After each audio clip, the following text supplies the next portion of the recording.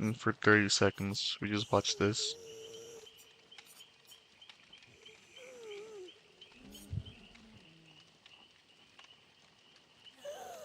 Checking.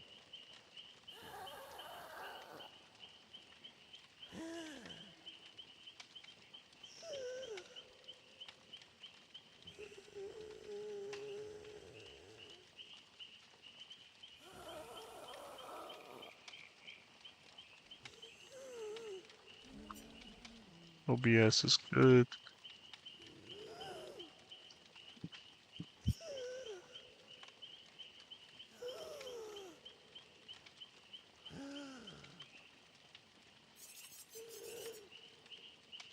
YouTube is good. Alright, what's up, people?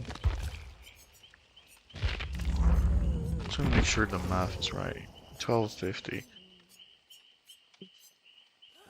1000, 1500, 2000, 2500, 3000, 3500, 4000, 4250,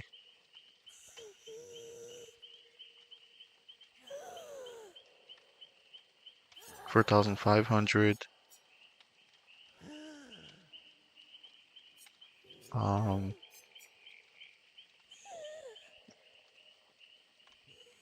4750.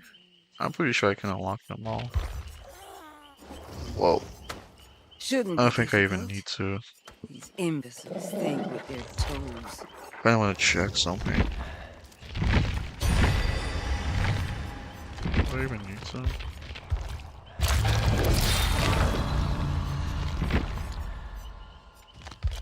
He has all the perks, right?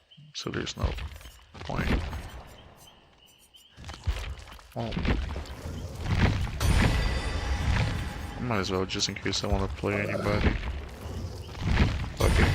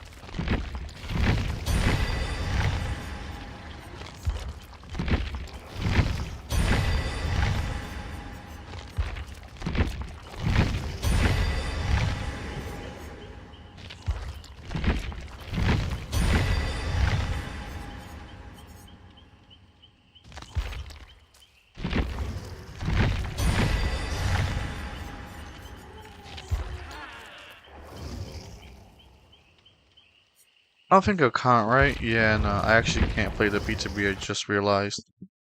I actually can't. Because of my challenge. That sucks. If I wasn't doing the challenge, or if I was done with the challenge, then it would be fine. But I actually can't.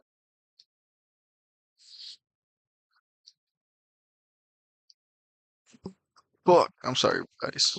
I wasn't thinking straight.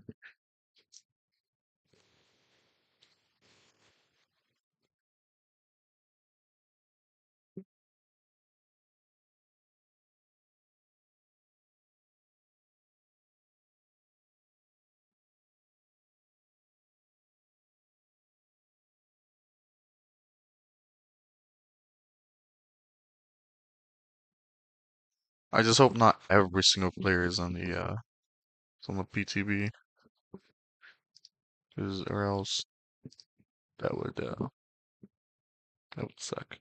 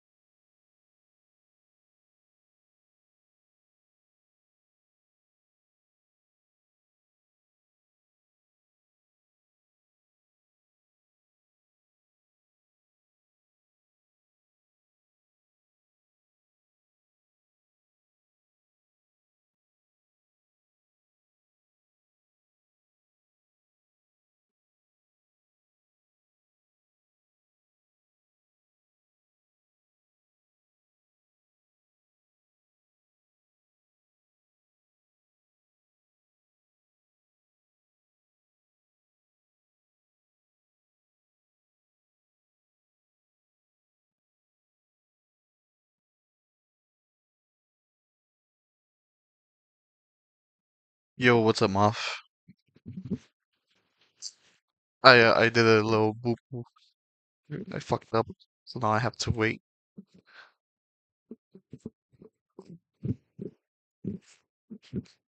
How's it been? Yo, that dog looks cute. I don't know if that's weird to say, but I messed up the version of the game. Like I downloaded the beta, but because of the challenge I'm doing, I can't actually play the beta. So I have to go back to the game without having the beta available, if that makes sense.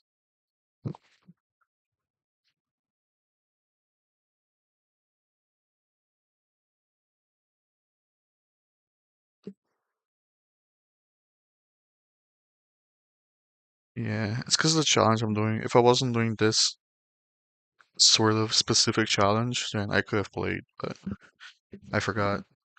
But then I realized it and I was like, oh shit, wait.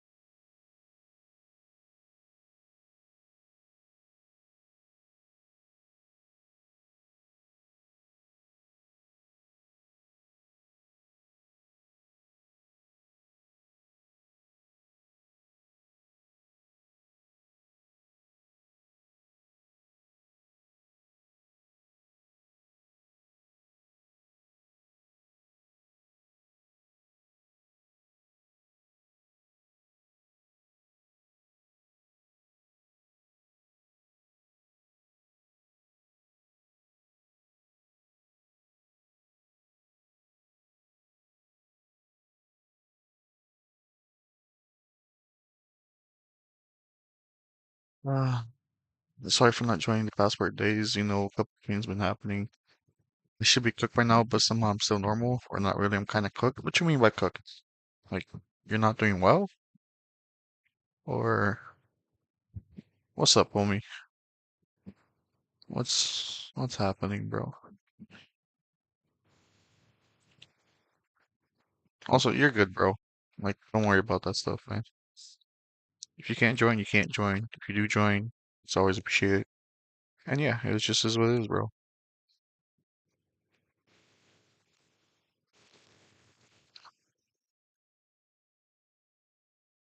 I'm not gonna kiss nobody's ass begging for them to come watch me. But I will say I'm always here. The door will always be open for you to come and go as you please. So yeah, don't ever worry, man.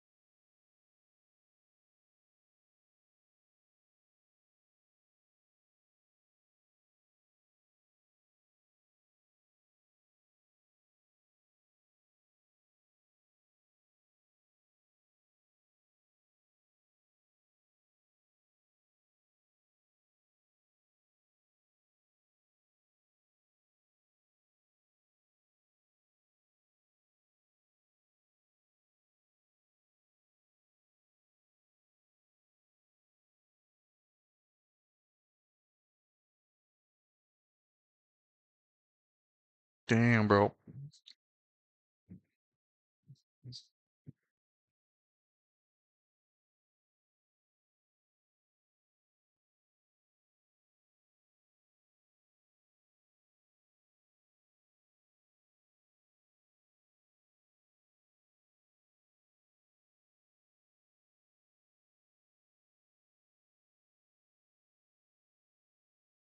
Mhm.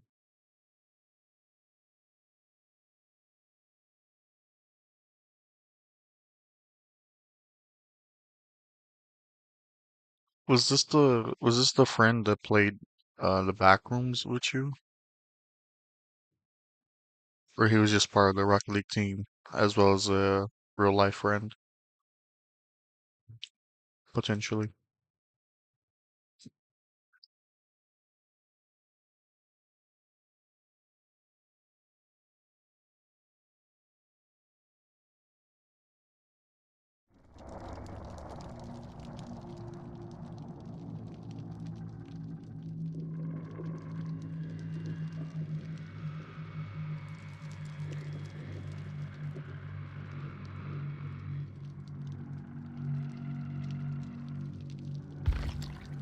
Just have to forget about it? I wouldn't say you should forget about it.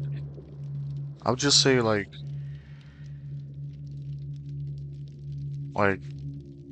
if you're talking about like the pain and like the depression and everything about like stuff like that, yeah, I would say like yeah, forget that stuff. But don't forget about your friend, right? I didn't mean to like resurface any bad memories or bad feelings. Sorry if I did.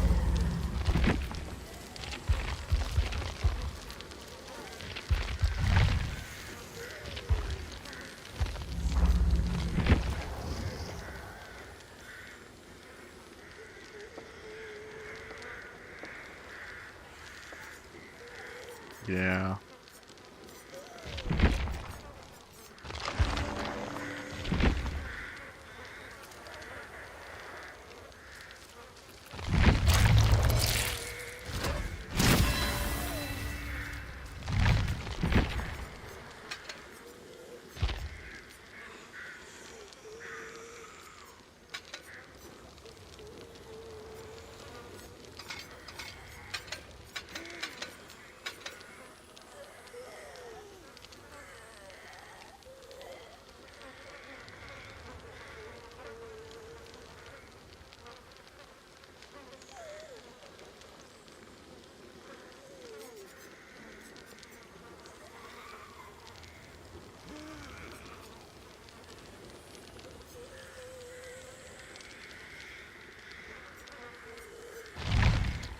That's okay. It's just you two playing Escape the Backrooms right now, as of.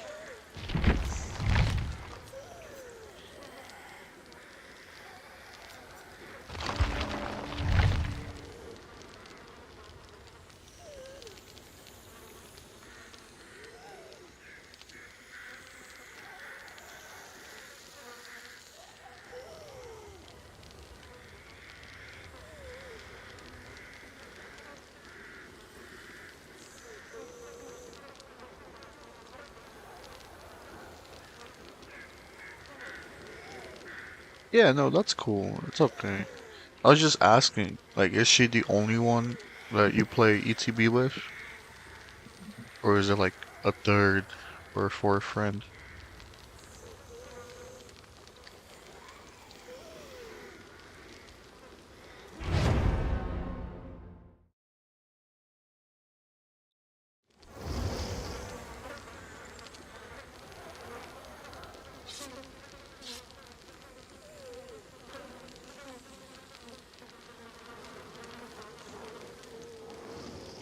Oh, so her and your big bro. Got you, got you.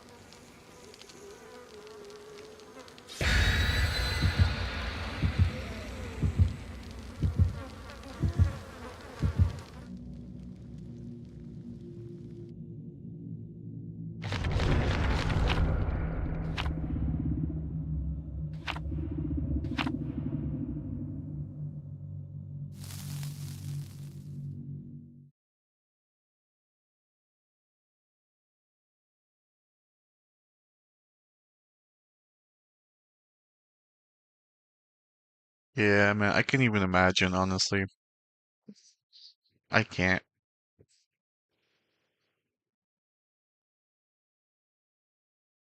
But yeah, man, try and take your mind away from like the pain and stuff.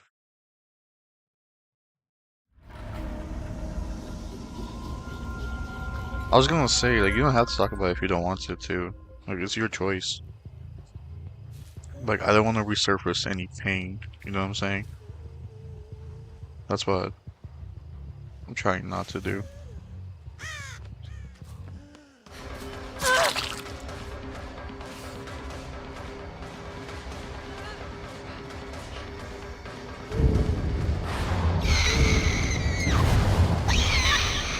Can't pass through this wall? Are you serious?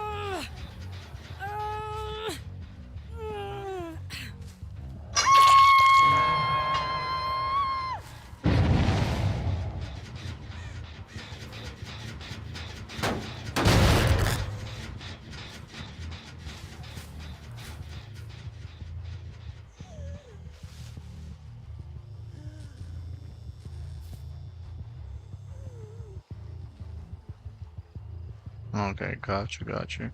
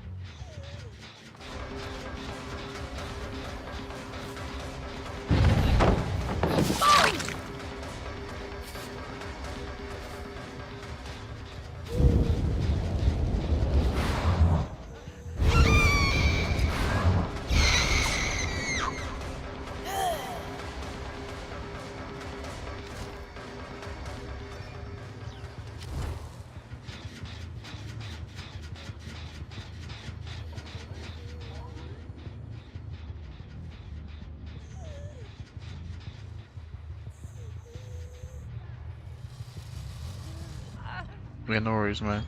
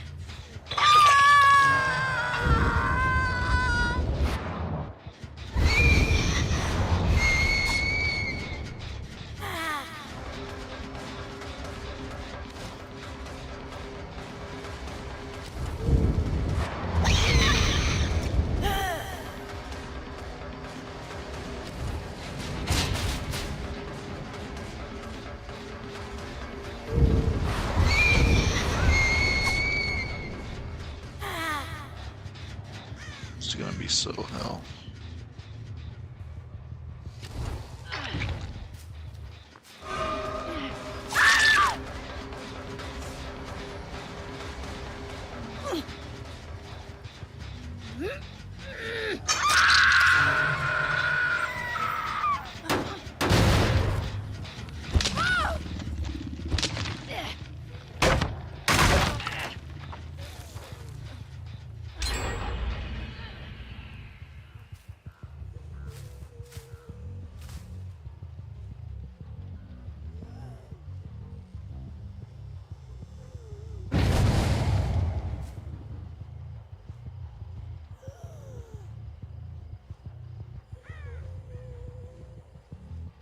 Oh yeah.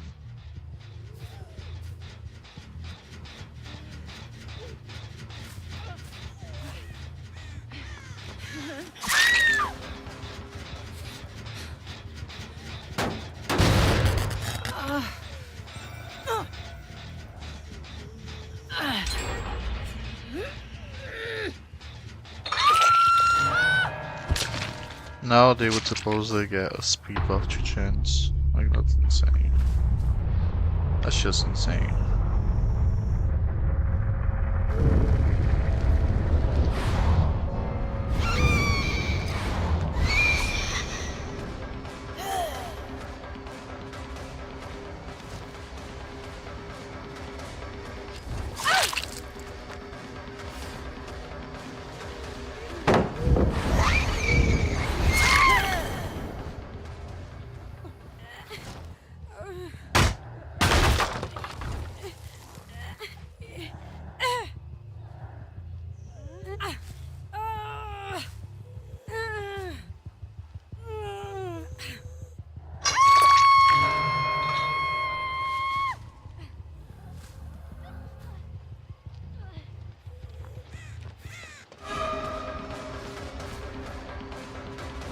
Oh, how is she so quick?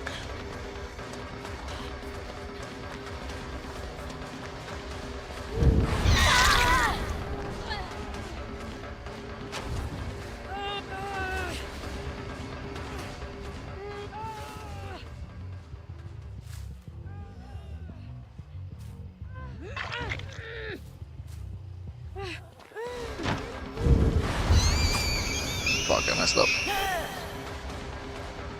Oh well.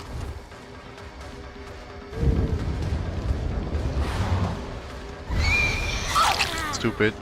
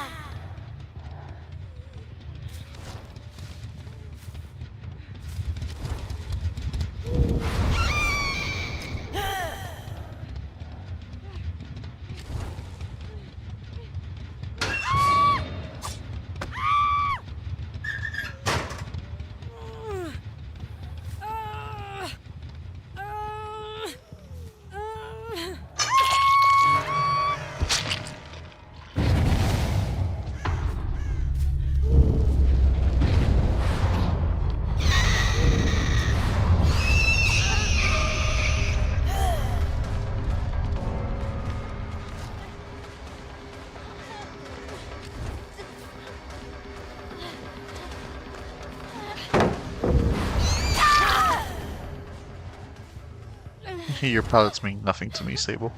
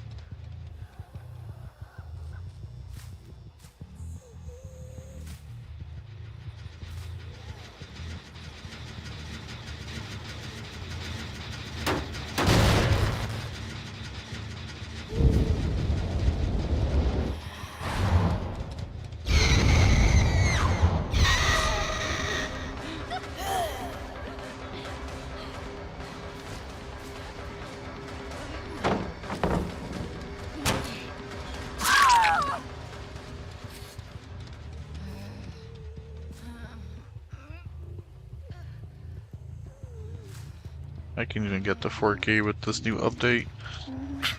Like, it's insane, bro.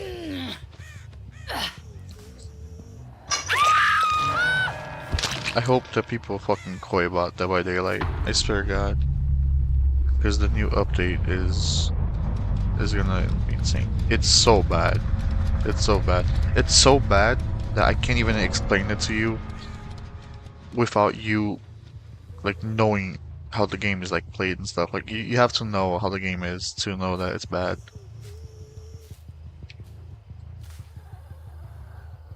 Unfortunately.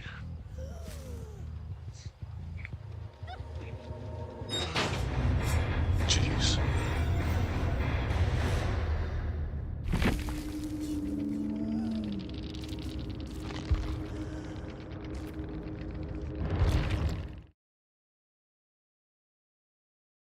I hope people will boycott.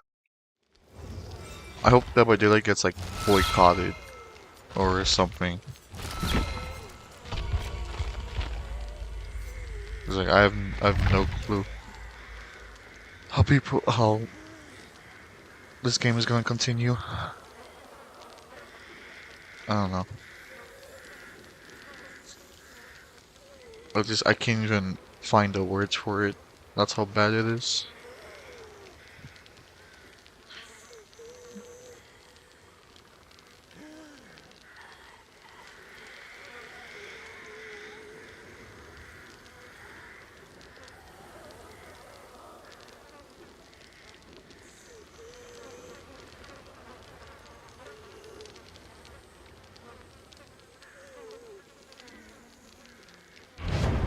I wish I was able to get a refund for this game. I really, really do.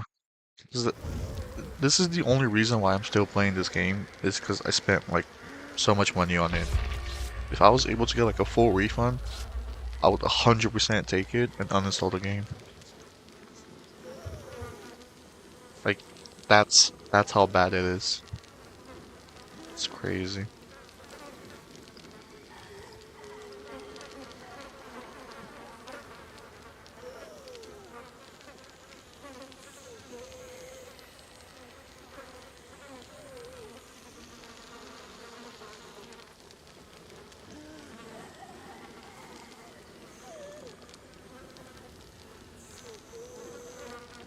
It's that bad, bro.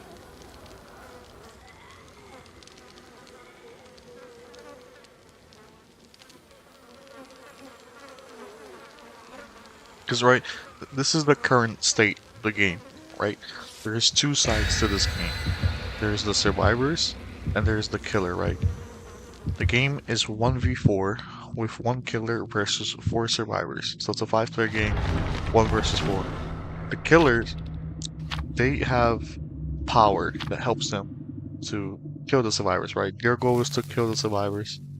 The survivors' goal is to repair generators and escape through two possible gates, right? The killer, they have a power to help them kill the survivors. They can kick the gens to make them lose progression, repair progression. Um, the survivors, they have windows that they can jump to which killers can also jump to, but they're super slow. And they have pallets that can like block the killer's way to make them like longer to catch or harder to catch. If the survivor um if the survivor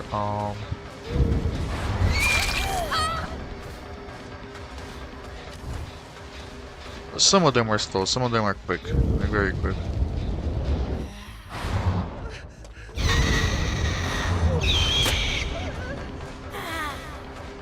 Some are super slow, some are super quick, and their power is... I don't know what this bitch was doing, but that was not the play. Anyway, some of them are slow, some of them are quick. There's various powers from various killers that do various things. Some of them, most of them, do similar stuff. So, yeah.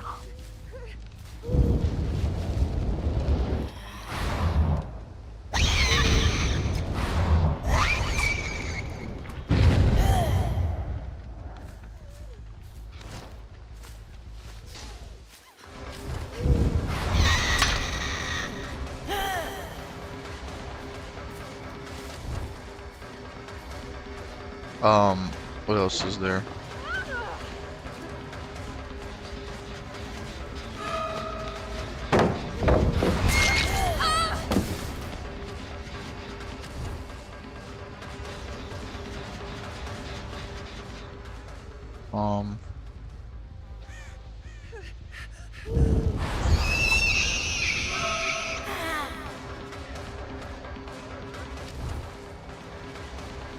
I was even saying, it's a little bit hard, I can't multitask.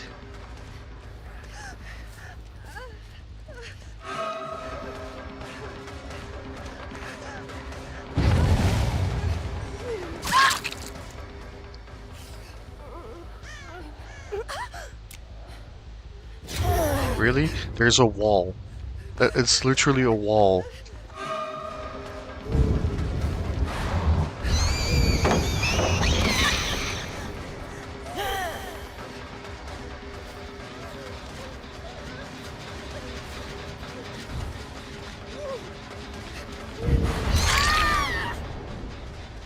Bitch.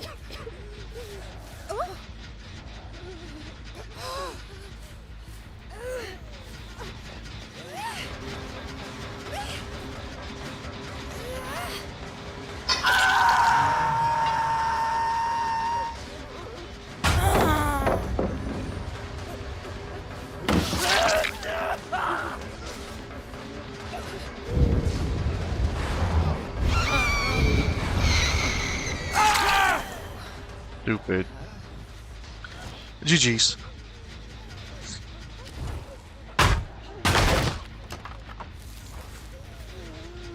Yeah,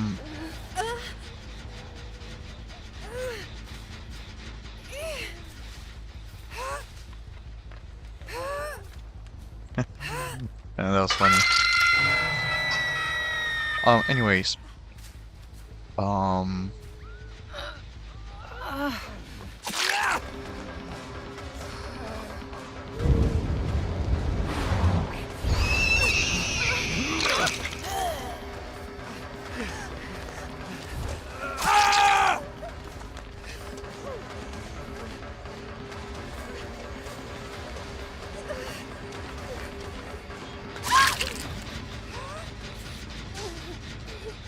Yeah. So they have two hits basically. Survivors can take 2 hits, right?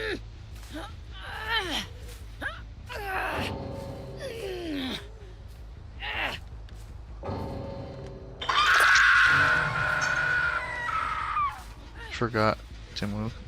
Yeah, there's 2 hits survivors can take, and the there's 2 states as well. One is called the healthy state, and the other is called the injured state.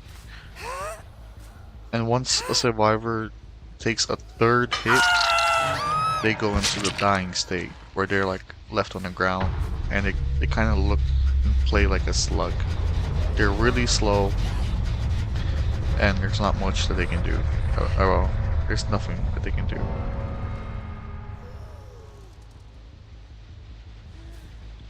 Um,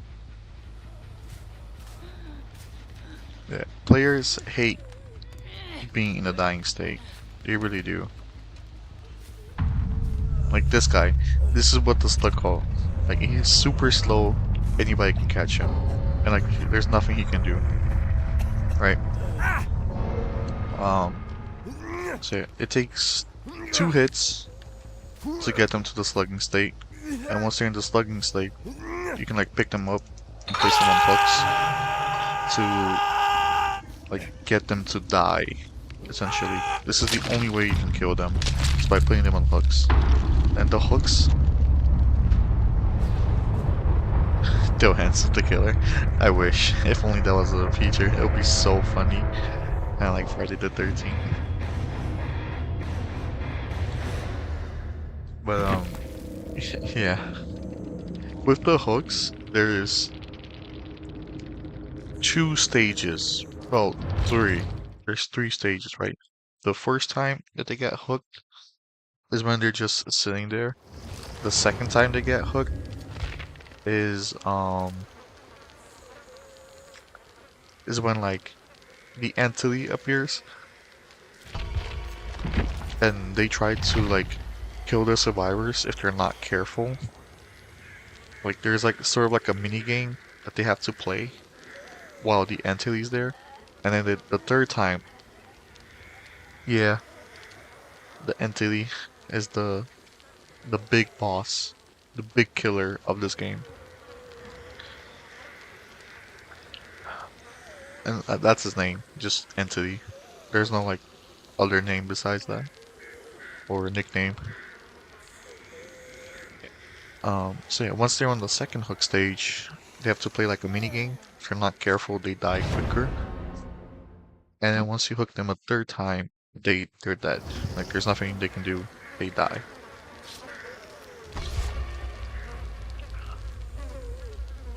And so within the game, right?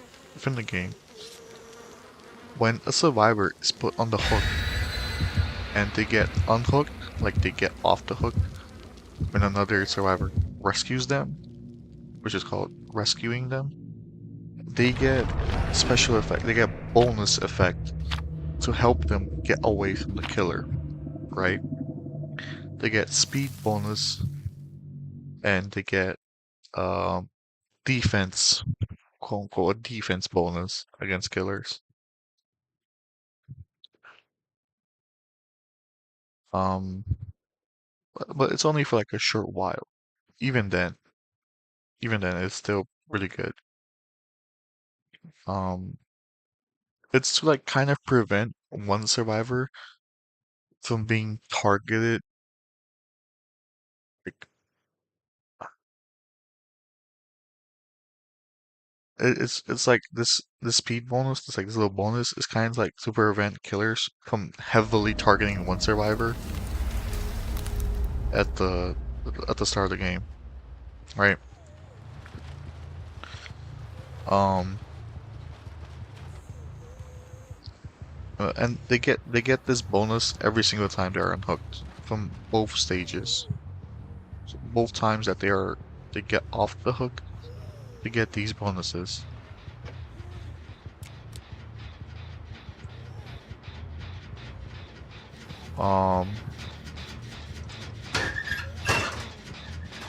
They can also hide in lockers.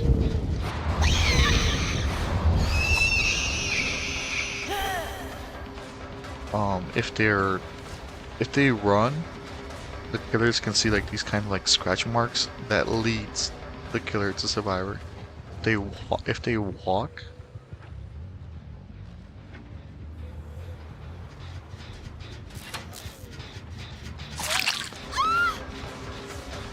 yeah, they can run. They can run when healthy and when injured, but not when in the dying state. They can't run while in the dying state.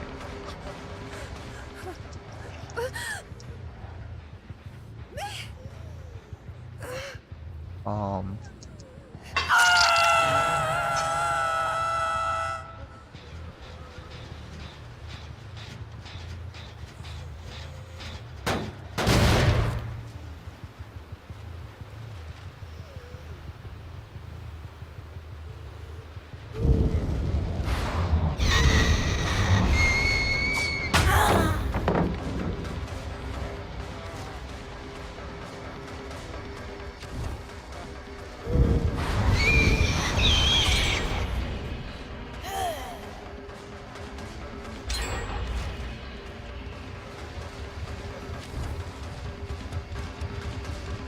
yeah. Yeah.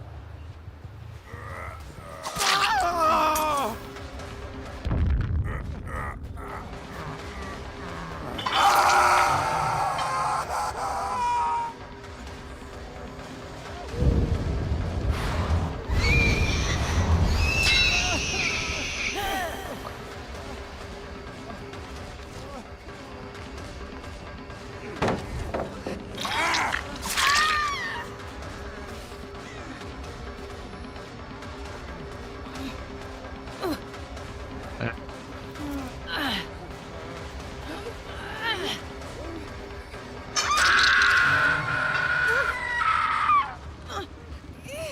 fuck them.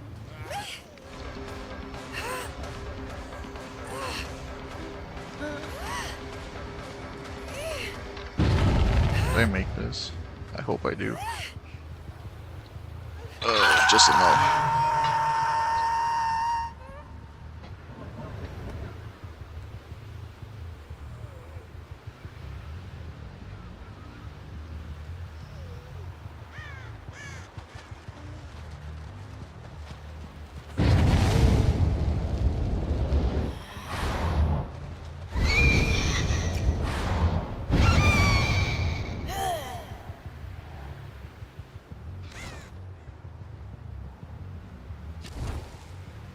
You're healing quite well. I have a better way of explaining the game, and I'll help you out in after this game. It's gonna take a while though, but that's okay. We got plenty of time.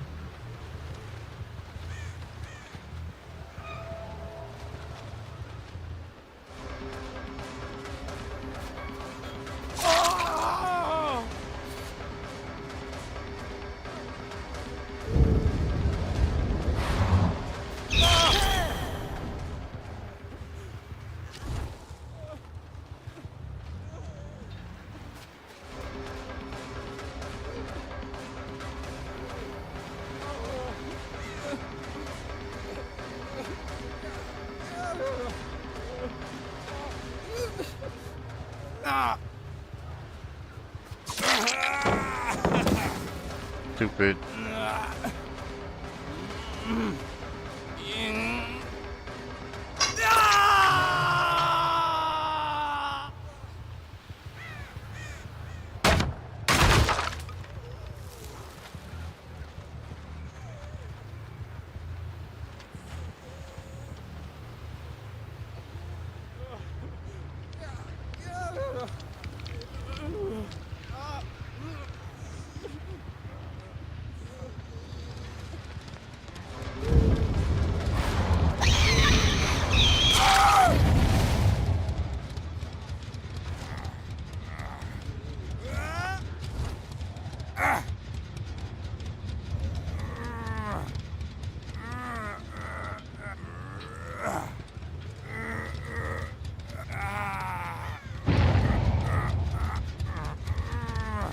What's Fernando's? Creepy as their names.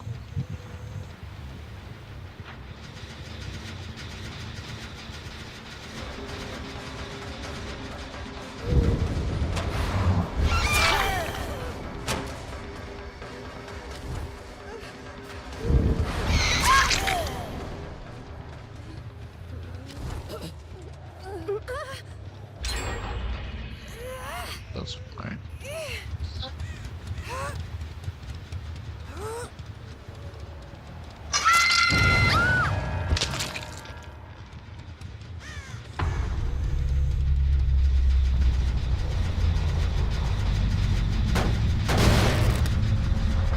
It's creepy as name. Yeah, I can imagine.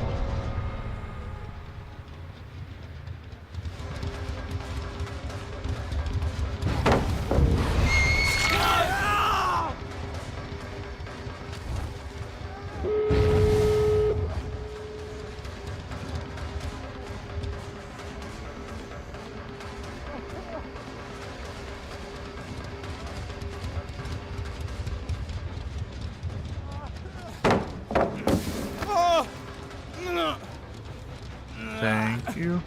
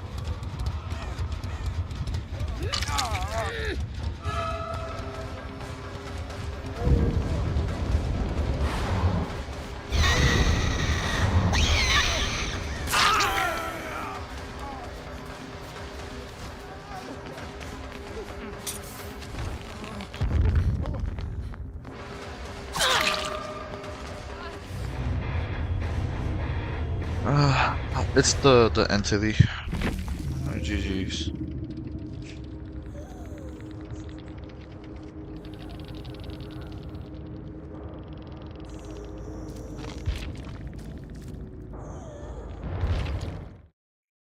I hate this game so much, man. I can't. I'm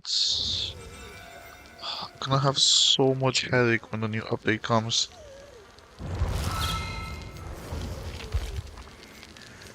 Alright, so let's learn the game. Right, the game. Here we go. Let me help you with this. I got you.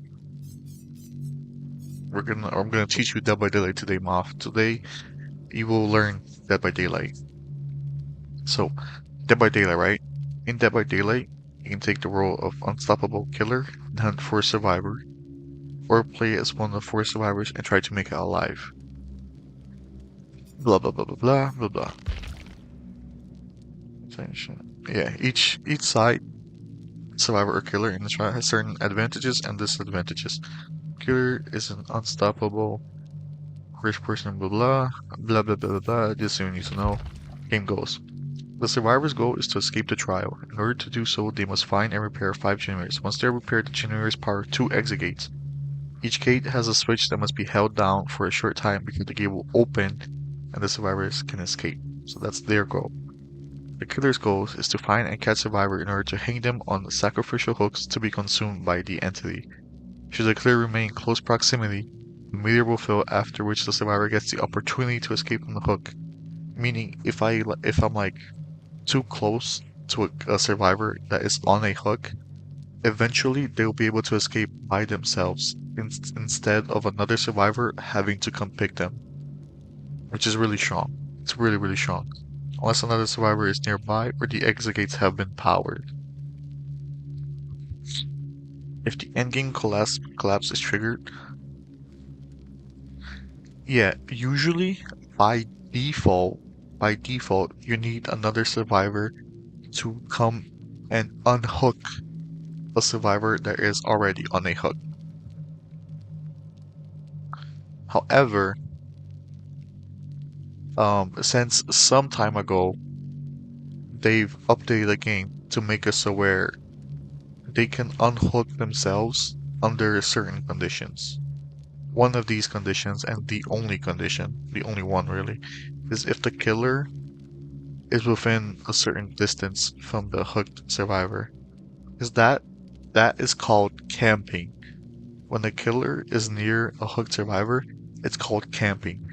And what that means, and what camping means, is basically that the killer is nearby the survivors to catch any other survivor that is coming to save them. So they're basically like a lion hunting a mother sheep that's coming to get her baby sheep, if that makes sense. Like, you can think of it that way.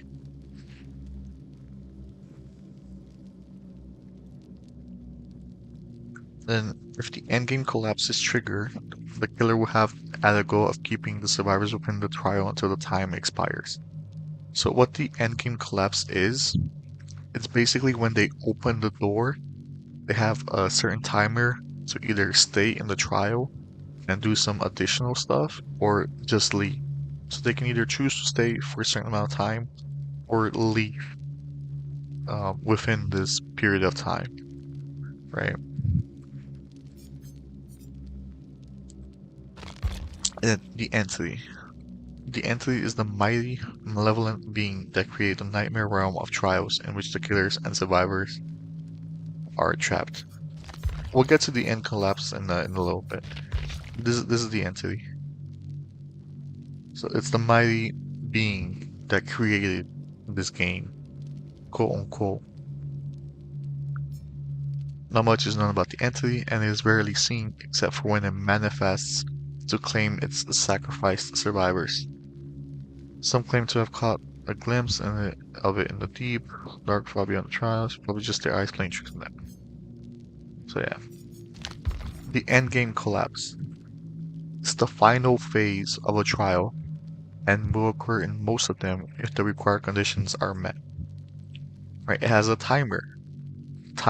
Once the endgame collapse is triggered, the 3-minute timer will begin counting down. The survivors must escape before this time expires. Any survivors claimed by the entity from the endgame collapse count as regular sacrifices for the killer. The timer will slow down if the survivor is put into a dying state or placed on the hook. So this is what the endgame collapse is. It's basically just the final phase of the game, of a game. Endgame collapse trigger. This is how endgame happens. An exit gate is opened or a hatch is closed. So these are the two ways.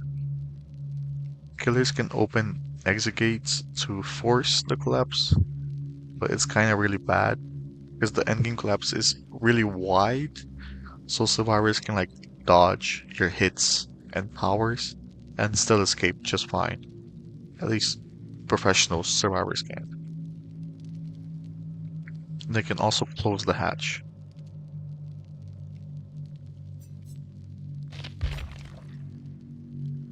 So yeah, after that, there are certain maps that we play on, the game is played on.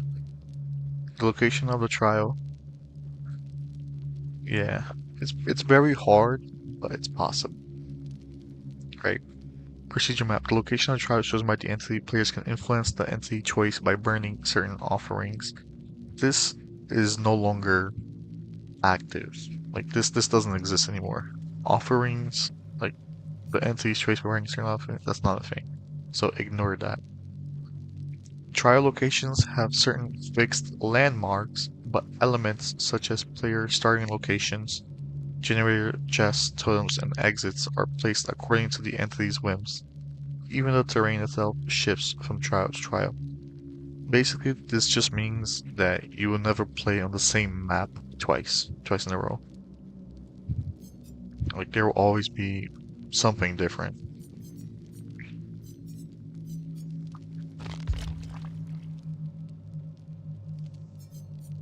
Yeah, the characters. In Dead by Daylight, there's two distinct roles to play, and multiple characters in each to choose. Each killer has their own strengths, weaknesses, and unique powers, whereas survivors initially vary only in their appearance. However, every killer and survivor has three unique perks. Very important. Perks are very important to the game. To unlock their Blood Web. Blood Web is just basically how the characters level up. Blood Web is how characters level up. Also very important. Which can eventually be given to other characters. Perks are shared. Like one killer character can share their perk to another killer character. One survivor character can share their perks to another survivor character.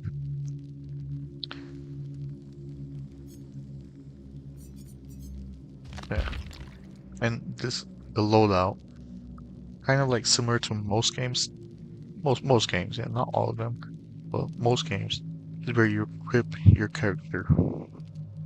The survivors can equip up to one item, two two additional thingies for their item, 4 perks and 1 offering. Killers can equip 2 add-ons for their power, 4 perks and 1 offering. So the only difference between the killers and survivors is that survivors get an item and killers get a power. Everything else is basically the same.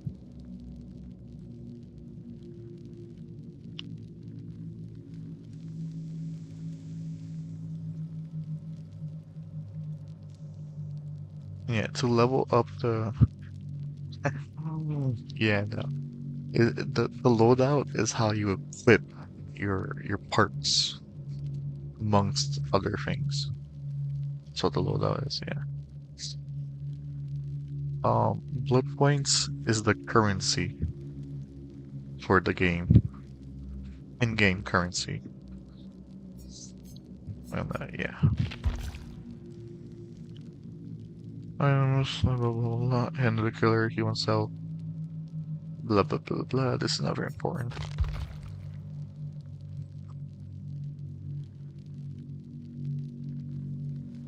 This is not very important. Offerings are not very important as well.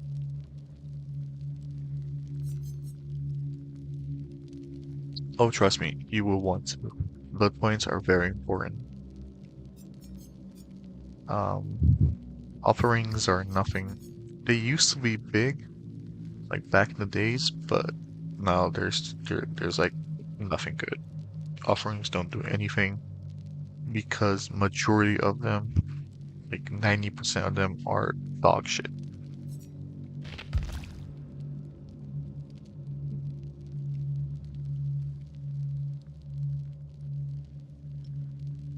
Loadout perks. Perks are extra abilities obtainable by killers and survivors. They offer new ways to evade, hide, help others, attack, catch, and kill, or improve existing abilities. equip the ones that you want to play with, blah blah blah blah blah, your preferred strategy and playstyle, blah blah blah. Perks are found in the Blood Web. As you level them up, you will increase as you increase your character's level, you will increase the level of your perks and the amount of perks that you get to choose from. They go up to 3 levels. Each perk goes up to 3 levels, and you can equip 4 per trial or game. Blood points is the currency. Yeah. They can earn them in 4 different ways: survivors and killers. The survivors can earn them by surviving, staying alive, surviving the game, for completing objectives such as the generators and totems. We'll get to that later though. They can gain them from boldness for interactions with the killer, meaning like if they're close by, if they stay near the killer, like if they're bold, like they challenge the killer, like you would gain currency from this. And for altruism is when you help other survivors. Like if 2 survivors are working on a generator, or 1 survivor is coming to rescue another survivor, or 1 survivor is healing another survivor. The killer also has yeah, that would be funny. The killer has like similar, it's basically the same, but just the opposite. Brutality is for hurting survivors, like trying to actually kill them, or damaging them and destroying objects. Hunter is for finding and damaging survivors, like finding and running after them.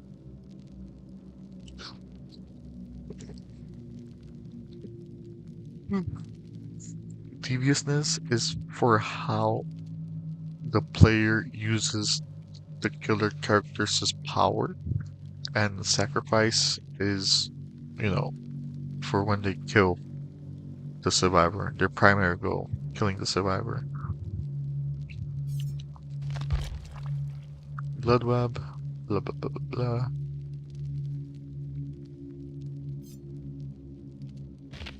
Prestige is, well, I guess you could say, at level 10, it's a power. The teleport thing that I was doing is the killer's power. The nurse. This killer's name is the nurse.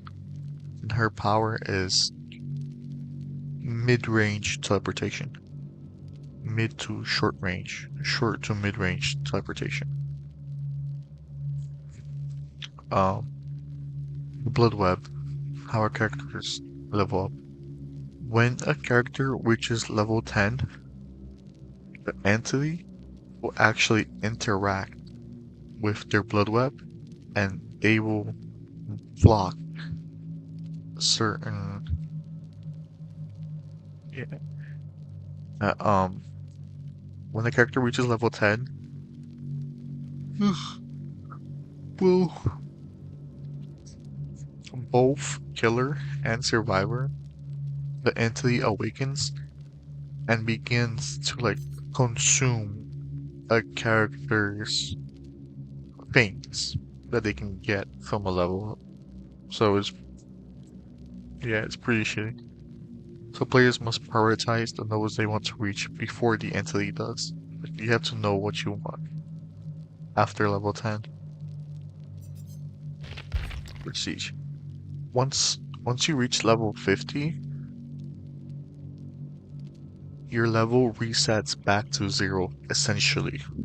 In simple words, once you reach level 0, you go back down to, once you reach level 50, you go back down to level 0.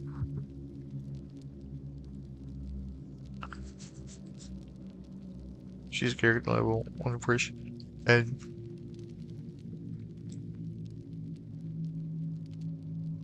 oh, Jesus Christ, so much yummy. Anyway, Um, additionally, additionally, when you prestige a character, like when you reset their level, that character's unique perks are then shared with other characters. Like, do you get that? When you prestige a character, the level 1 version of their perks are given to all other characters and makes the level 2 versions of the perk appear on the original character's blood webs. Prestige character can also reset their blood level to level 1, so the cycle can begin again. Each prestige after the first unlock stronger rewards and cosmetics.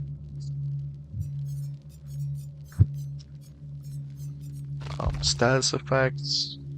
Um, some status effects. Um, yellow is for positive things, red is for negative.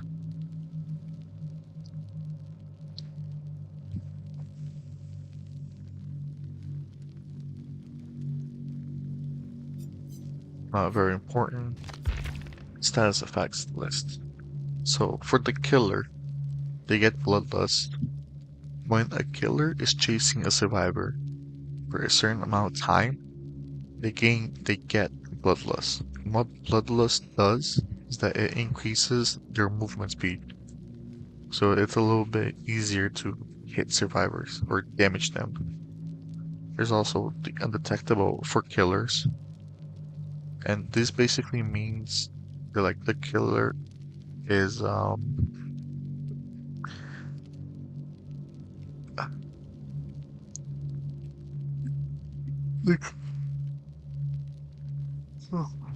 the killer is like invisible in a way. It's invisible, but he's still visible. Nah, I'm good. Trust me, I'm good. It's just because I'm reading.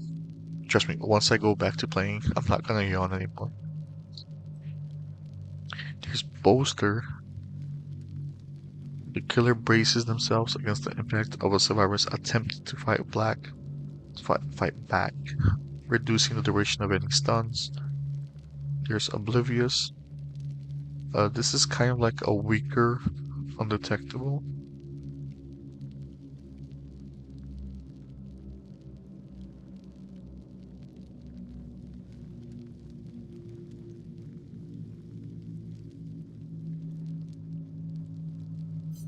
Oblivious is kind of like a weaker undetectable. First is when the survivor is being affected by like a certain perk of the killer. Hey, what's up, Dimpty? How's it going, brother? And after that is the survivor's perks. So the killers get 1, 2, 3, 4, 5 status effects. And the survivors get 1, 2, 3, 4, 5, 6, 7, 8, 9, 10, 11, 12 status effects. Right, the survivors get endurance. Endurance is basically like where the survivors get another health state, if that makes sense. Like normally a survivor has 2 health states, but with endurance they get 3. They get like 3 health bars instead of 2. Exhausted is only ever gonna be activated. Yeah. Exhausted is only ever gonna be activated when a perk is in play. It's only ever tied to certain perks. And it's mostly for speed perks. Like perks that affect a survivor's movement speed. Hemorrhage is affects a survivor's healing progress when they're not healing. It's like in default, when a survivor heals, they can actually pause in between and then heal back again. Like for example, right, if a survivor is healing and they heal 70% of their damage, they can stop at 70%. They can go do something, then they can heal the rest of the 30%. But with Hemorrhage, this progression regresses if they don't continuously heal.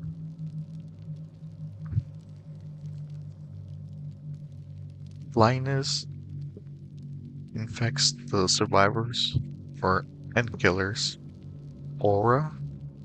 Like some perks, they let you see the aura of a survivor. And if you want to look at this a different way, aura, in shorter words, is basically just wall hacks. It's wall hacks. That's what aura is. Aura equals wall hacks. Madness, you don't need to worry about this. This is related to a certain killer. Mangled um, makes it so where it takes longer for survivors to heal. Haste affects a character movement speed. Sometimes, most of the times, haste perks are also connected with exhausted perks. So those two kind of go hand in hand. Hindered is the opposite of haste. Instead of making a character faster, it makes a character slower. Speed increases movement speed, hindered decreases movement speed. If a survivor is exposed, that means that they only get one health state. One health state. If they get hit, they die. Or well, they're put into the dying state. Which the killer has to, like I said before, pick them up, put them on a hook, and repeat the process 3 times. So it's exposed is pretty OP.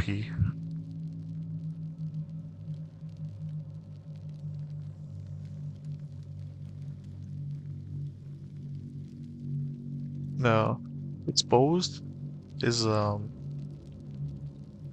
tied to certain perks, mostly killer perks.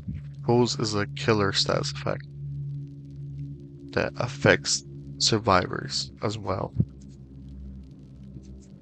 Exposed is a survivor status effect that killer's perks causes it to activate, if that makes sense. Like, I'm sorry for my wording.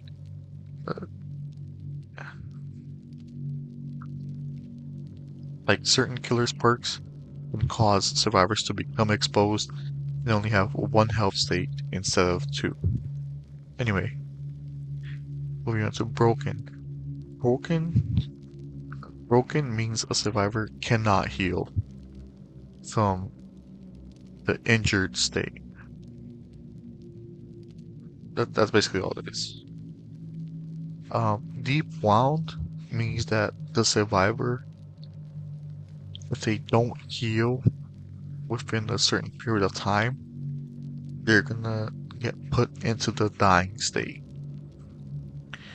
Meaning, like when a survivor has 2 health states and they lose 1 health state, if they don't regain or they don't heal back to their full health or second health bar, they lose their remaining health bar. They lose their injured state and they get put into the dying state. And incapacitated means survivors can't do anything. Like they can't do anything. Unable to complete most basic actions. Healing, mending generators, sabotaging hooks, cleansing totems, looking for chests, and using, picking up, or dropping items. So yeah. Auras, like I was saying again. Some effects allow potentially one's auras reading ability. Auras can be seen through obstacles and across long distances. Wall hacks. It's basically wall hacks. Aura reading abilities, aka perks, are great for locating allies, enemies, and important objects. All hacks. All hacks for everything. Yeah. Obsession. This isn't really important, but like some perks slash abilities from the killers um trigger the obsession mechanic of the game, and some survivors perks slash abilities trigger the obsession mechanic of the game. It's it it's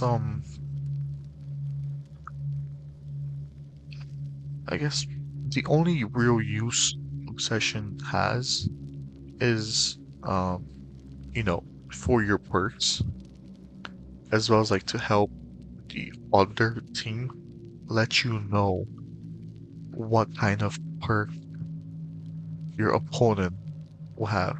But like you can guess. You can guess.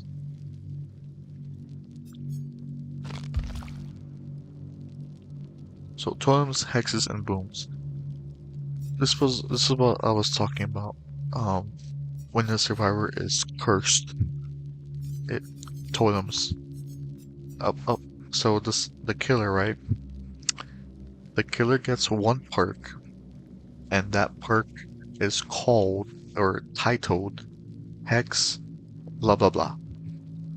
If a perk has the word hex at the beginning, it means that it's going to be tied to an object on the map, and that object on the map is a totem. And this totem curses survivors. And the survivors can also interact with these totems to cleanse them. That also means that you lose your perk. Like, that's really bad. That's really shitty for survivors. There are 5 randomly positioned gold totems in each trials. Survivors can cleanse these totems for extra blood points, plus another objective. Killer perks, called hex perks, will transform a blue totem into a hex totem, which can be identified by its orange flames.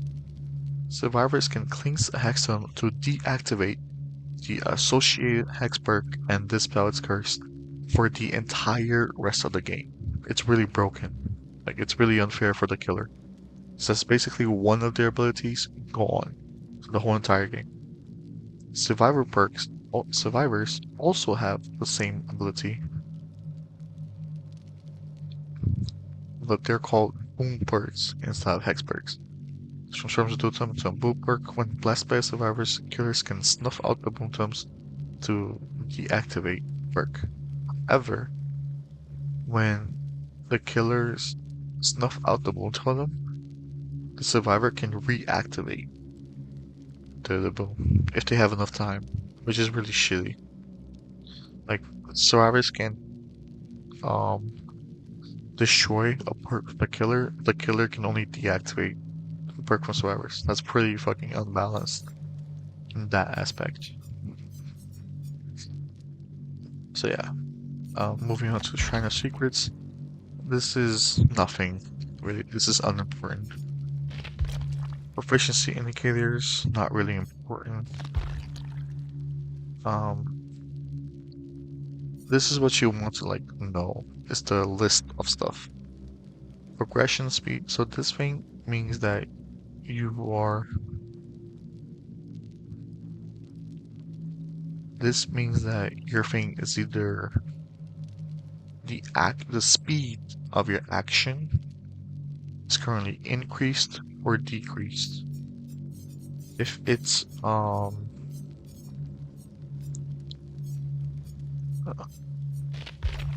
if it's yellow, it means that your action is increased. If it's red, it means that it's decreased. Skill check difficulty.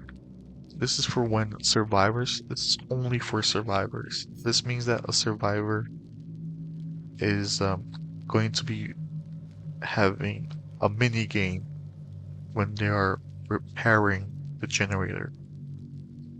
This mini game is called Skill Check. And how this mini game works is that there's going to be like a circle with like this little line that spins clockwise. Yeah, there's like a circle with this little line that spins clockwise, and there's going to be like a rectangle bar within this circle somewhere. Their goal is to click a button when the spinning line is within, is like inside the rectangle. Skill check which appears when the skill check success zone for the current interaction increases or decreases.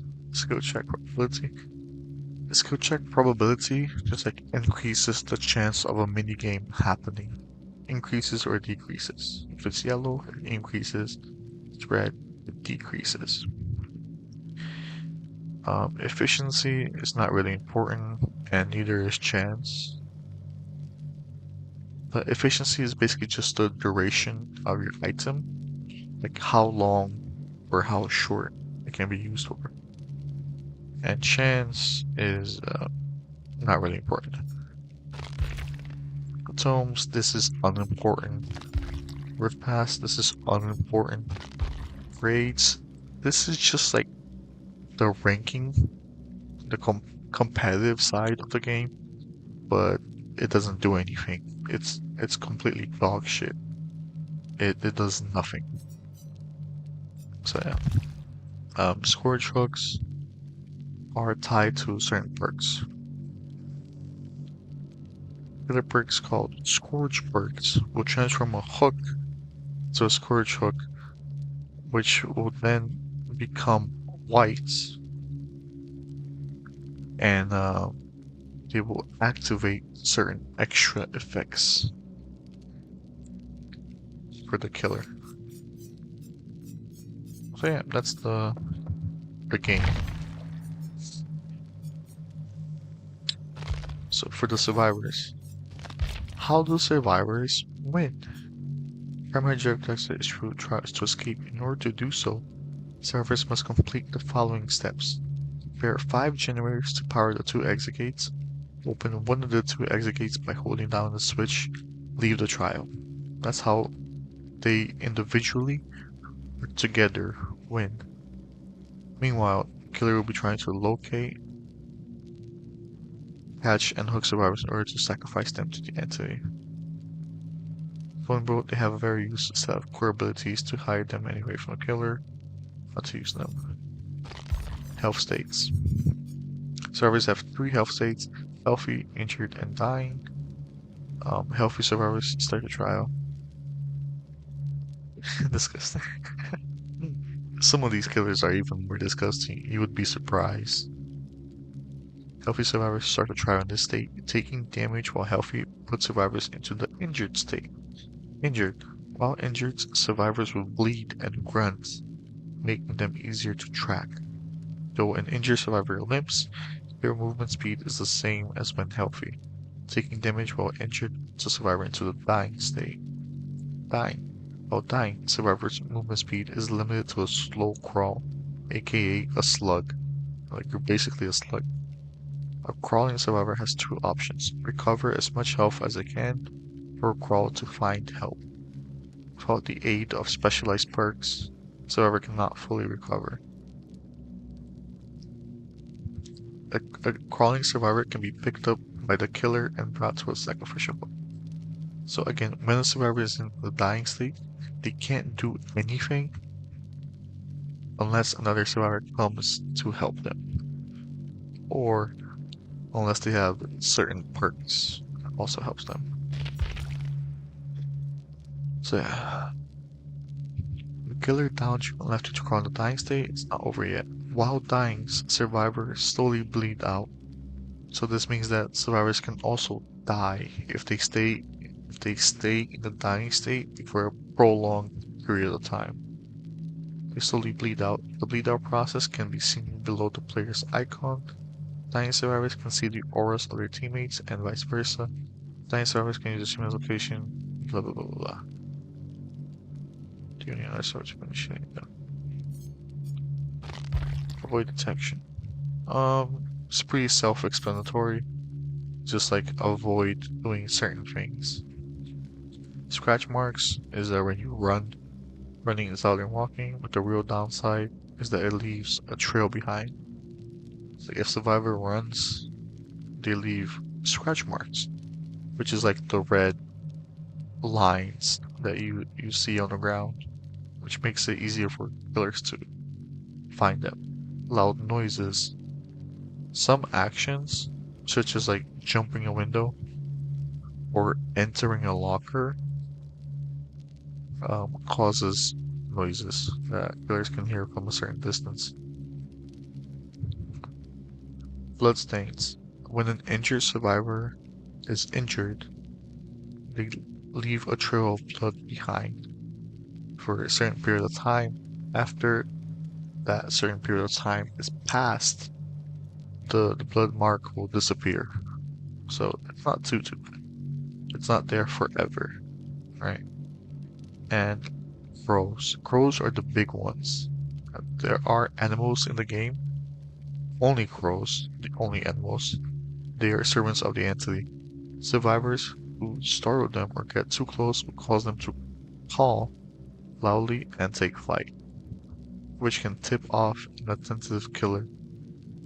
It's like if you're a good killer, you're gonna be paying attention to calls from crows.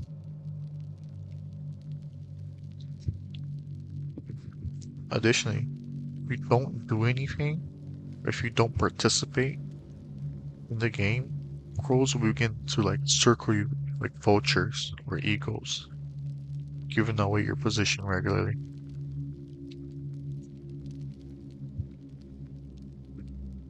So yeah, that's like a big one.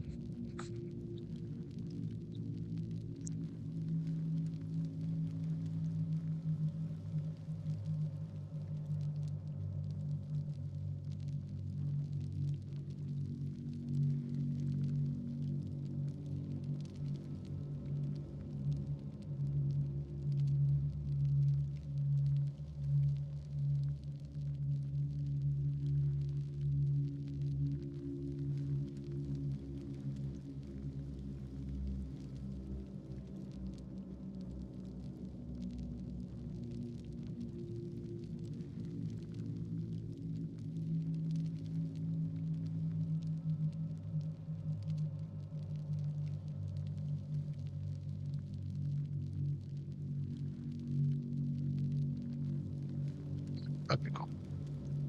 And also skill checks. So the mini game that survivors get when they repair a generator, if they fail the mini game, they cause a loud noise for the killers.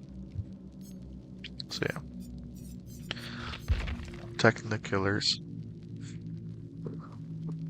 The survivors play the game in third-person view, meaning that they have a bigger point of view than the killer, essentially.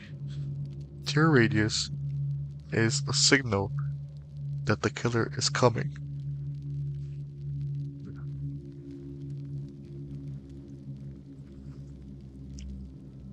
And this signal is in the shape, sound, and form of a heartbeat. The closer you are to the killer, the faster the heartbeat beats. And the stain. The stain is like it's a red light emitted in front of the killer, so survivors can always know which direction the killer is facing. Exactly, at all times, which is kind of bullshit now that I think about it. Where the killer is looking, if you're in the chase and see the stain, bathing your character in its red glow, don't panic, it's too late. So it's basically, yeah.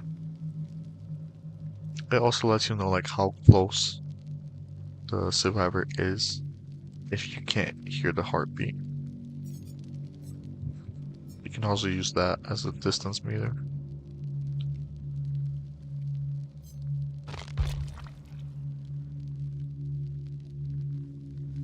Skill checks. While performing actions such as repairing, healing, or sabotaging, periodic do your skill check. This is a quick challenge that requires the player to tap a button at the right time. Skill check. Good skill check.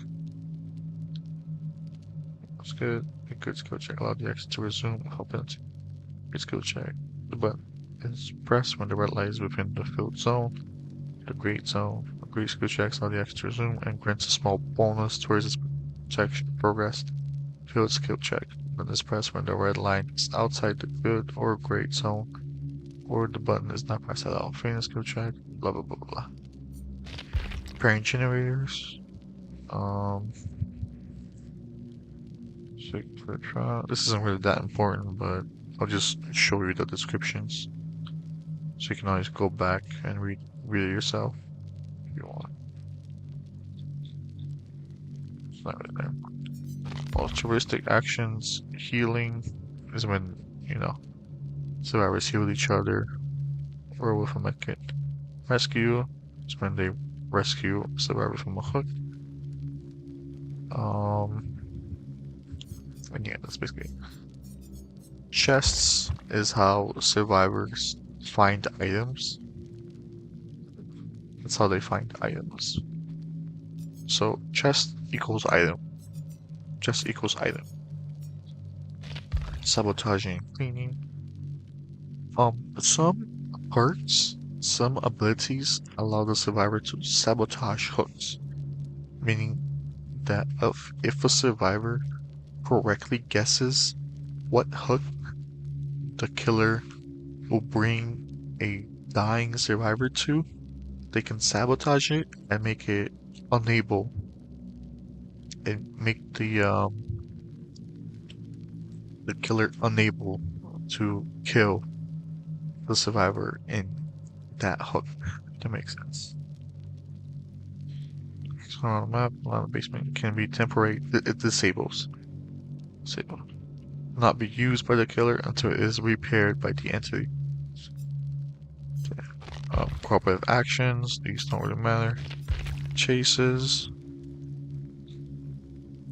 It's chases. Killer speed. Most killers are faster than survivors, and in long chases, they will gain even more speed due to bloodlust. Vaults. Survivors can vault over windows, aka jump. You jump over windows and pallets very quickly.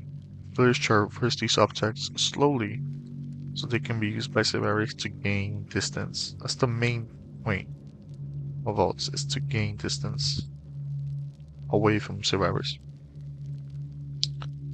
Break line of sight. To survive a chase, a survivor should try to break line of sight and head in the direction the killer does not expect or cannot anticipate. Pallets. Pallets are objects the survivors can throw down in order to put an obstacle between themselves and the killer. Killers can be stunned by dropping a pallet on them directly. Pallets can only be dropped once. It's very important. They are one-time use only, after which they can be vaulted by survivors. They can be vaulted by survivors or destroyed by killers. If a killer doesn't destroy a dropped pallet, survivors can use it multiple times to jump. So yeah. The exit gates is the exit gates. Wiggling. When a survivor is picked up by the killer, and they're being transported to a hook, the survivor can wiggle in order to slow down the killer's movement and attempt to escape his grasp. If you successfully escape, you stun the killer, and you have a second chance to not die. Hooks and sacrifices. 3 phases. Summoning phase, the entity slowly emerges above the hook. Struggle phase, the entities appear full chamber of the hook. Sacrifice, the entity overpowers and devours the hook survivor. The hook is destroyed temporarily at the end of the sacrifice. Not very important, but you get the gist of it. It's the 3 levels to kill a survivor. Items and add-ons, you already know that. The hatch. The hatch is a secret door that offers an alternative way for survivors to escape. It's basically a third or a second way to escape. The hatch will appear and open in the event that only one survivor is left in the trial. That's the only way a hatch opens, is if there's only one survivor in the game. And that's it.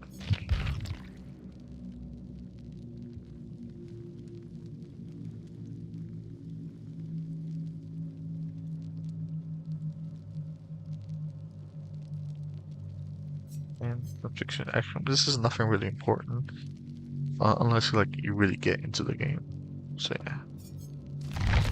Last but not least, the killers.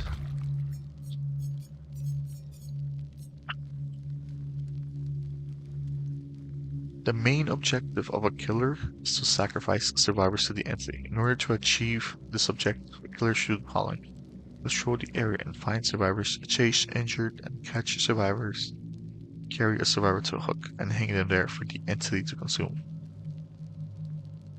Meanwhile, the survivors will be attempting to repair the 5 generators. Okay. Patrolling generators is self-explanatory. You just patrol the generators, make sure they're not being repaired by survivors. Damaging generators. This is another action that killers can do. Every single killer, they can damage the generator, which will cause the generator to immediately lose some of its progress. And then if the survivors don't repair the generator up to a certain point, it will continue to lose progress.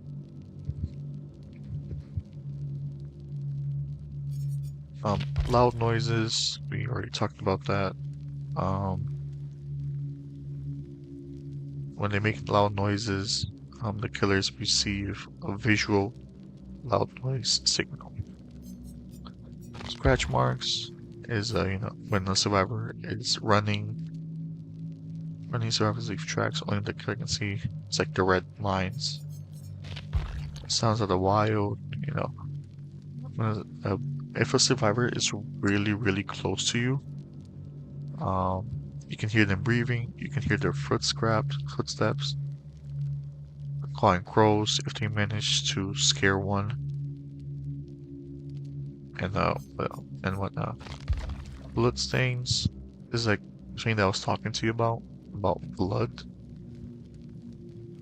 When like a survivor is injured, they leave bloodstains, which is they last longer than scratch marks, but they're harder to see because it kind of like blends in with almost everything.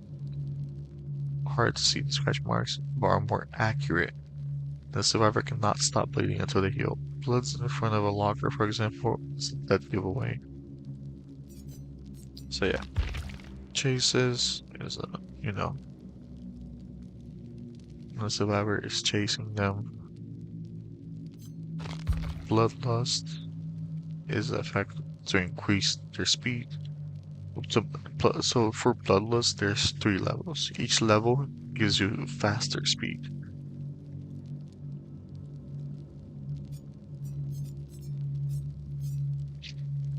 Bites Fiend.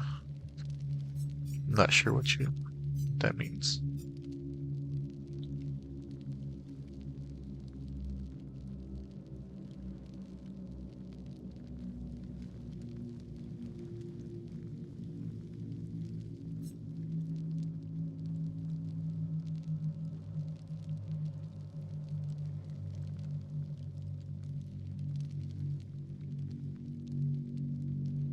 Oh, yeah.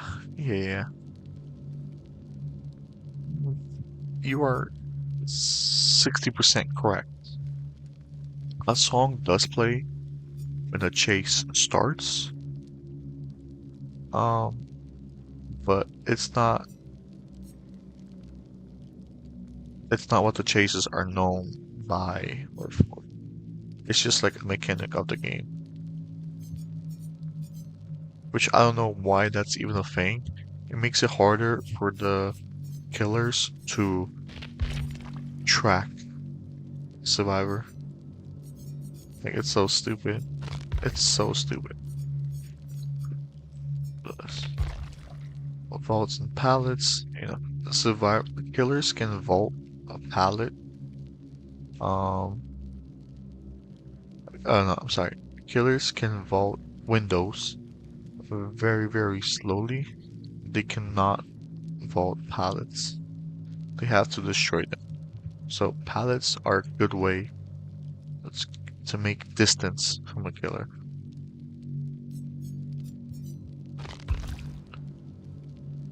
You know, sorry,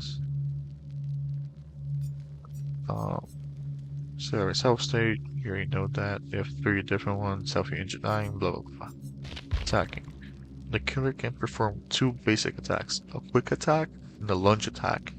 The quick attack is performed by simply pressing the attack button. As the name implies, it is a quick but has a very short range. The lunge attack is performed by holding the attack button, and it provides a greater reach, but can take some practice to master. It basically like gives you a short movement speed bonus.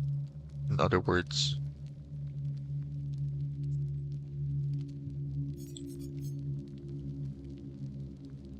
if you miss an attack, yeah, it's like a heavy attack. If you miss an attack, be it short or distance, um,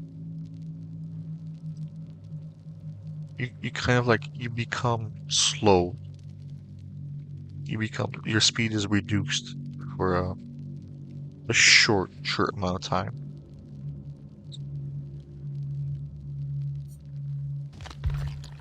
Interrupts is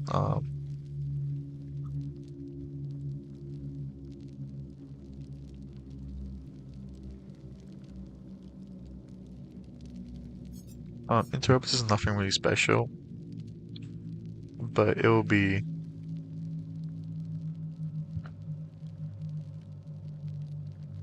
um it's good, but it's hard to master. You know, transporting a survivor, as like I said, when the survivor's in a dying state, you pick them up, transport them to a hook. Hooks and sacrifices, you already know this. Disabled hooks is hooks can be destroyed under certain conditions. Sabotage, survivors can use tools or perks to disable them, making them unusable. The basement is a very special place that is honestly not that important. Um, that's a lie. It's actually pretty important. Basement. The basement is an underground chamber called the basement. In the basement,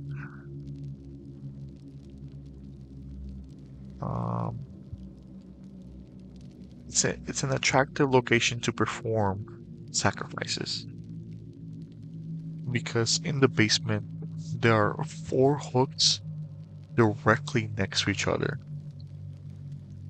Like by default, there's only one hook in one area, but in the basement there are four hooks directly next to each other. Which is really good. Like you can monitor and keep in check multiple survivors with minimal effort. So yeah, anyway. Exit gates, you already know that. Exit gates just exit gates. How survivors escape when they repair 5 generators. Can you trap them there? Kind of, but not really.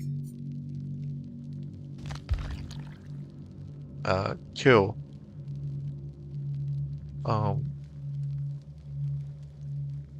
some killers can kill survivors by the means of their powers.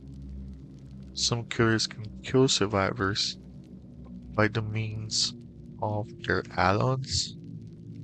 and some killers can kill survivors by the means of their perks.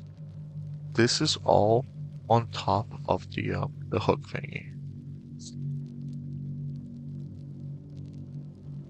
And some offerings are also allow you to kill survivors.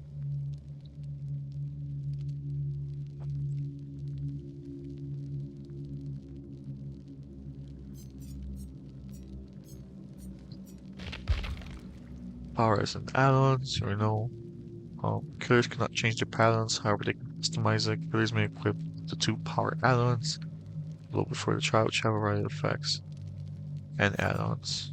Survivor awareness, they have third-person view, wider POV.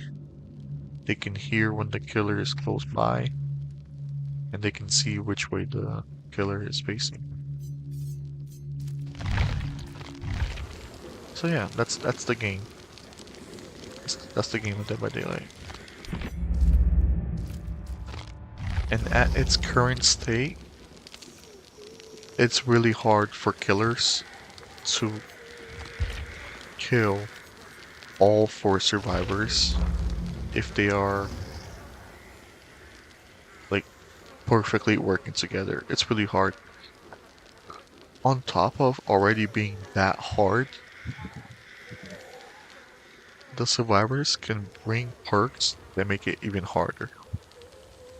And with the new update, you're making it even harder for killers to kill all survivors.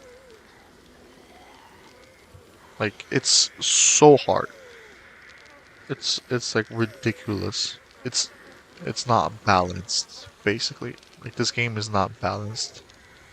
Survivors have a much easier time winning games than killers do if they work together perfectly.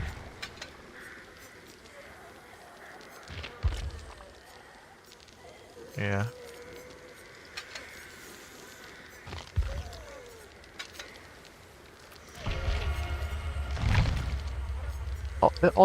It depends on the killer. Some killers have very overpowered powers. Like the nurse, she's supposedly the #1 killer character in the game. And some killers have very, very weak powers. Like it's dog shit powers that basically almost don't do anything. Like yeah, like the Mm.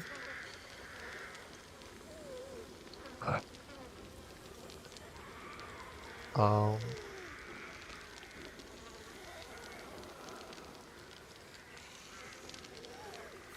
like the Skull Merchant, I would say, in my opinion.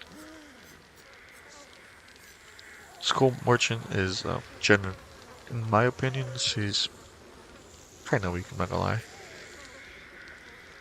Yeah. They got Demon Gorgon, we got Ghostface, we got Freddy Krueger, Michael Myers, Leatherface. What else? We got Wesker, we got Nemesis.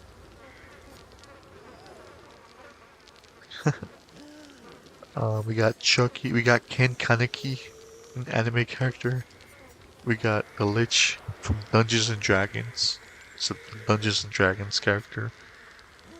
We got Five Nights at Freddy's, Dracula, Alien, and some original characters as well. Sadako, and yeah, some original characters as well. But it's pretty equal.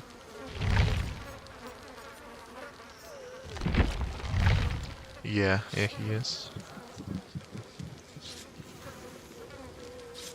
Yep.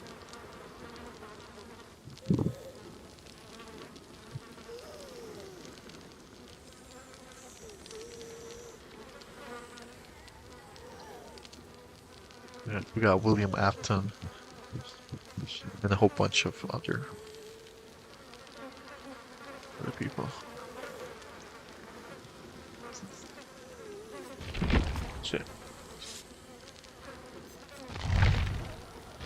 in short words, I'm gonna just put it this here so that you can pause it and read it after if you want. But in short words, this just like I said before, the nurse's the nurse killer's name, the character's name, her power just like lets her teleport from a short to mid distance.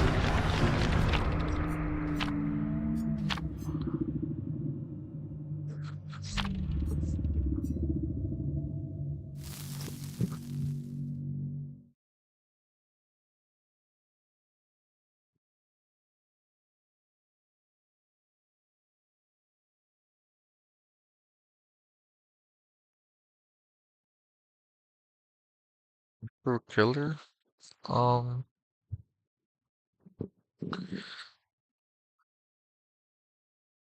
I don't know. I I I don't have.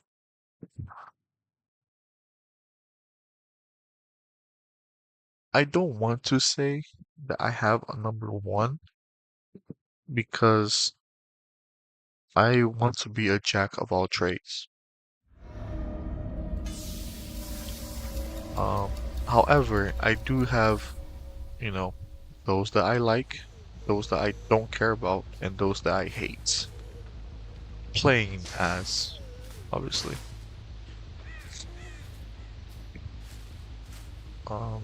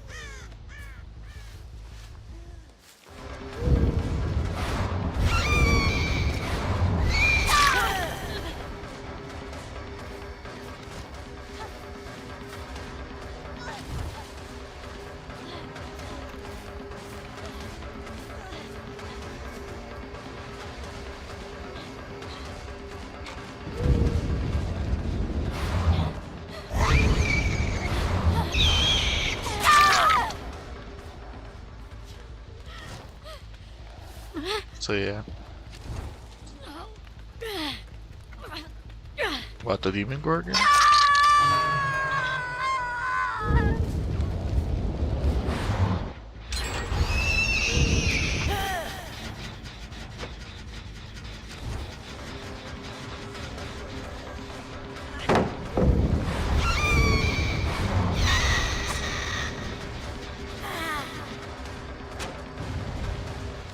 It's really hard to use her.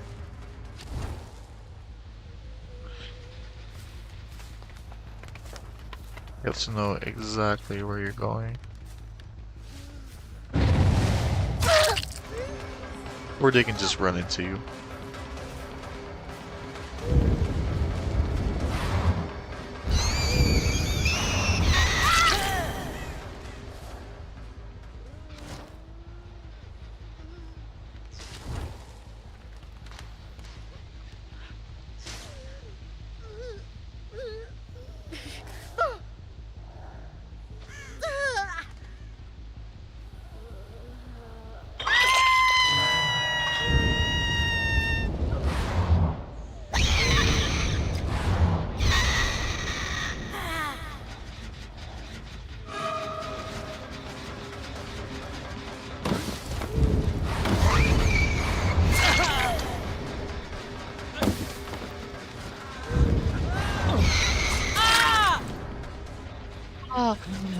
Get fucked, see.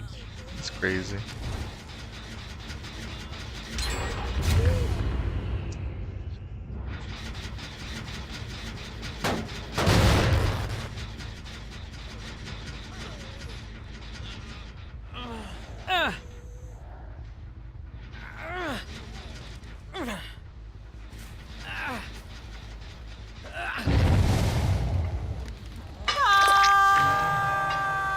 Yeah, go ahead, man. It's fine.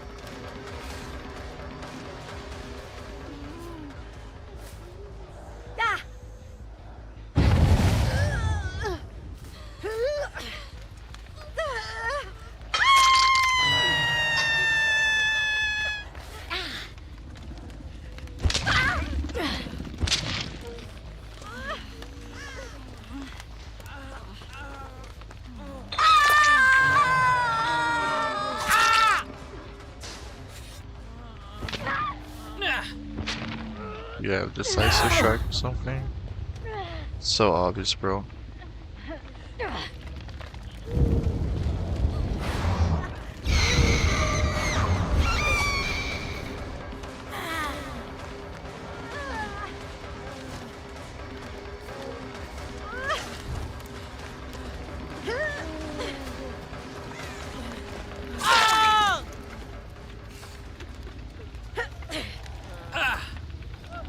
So obvious.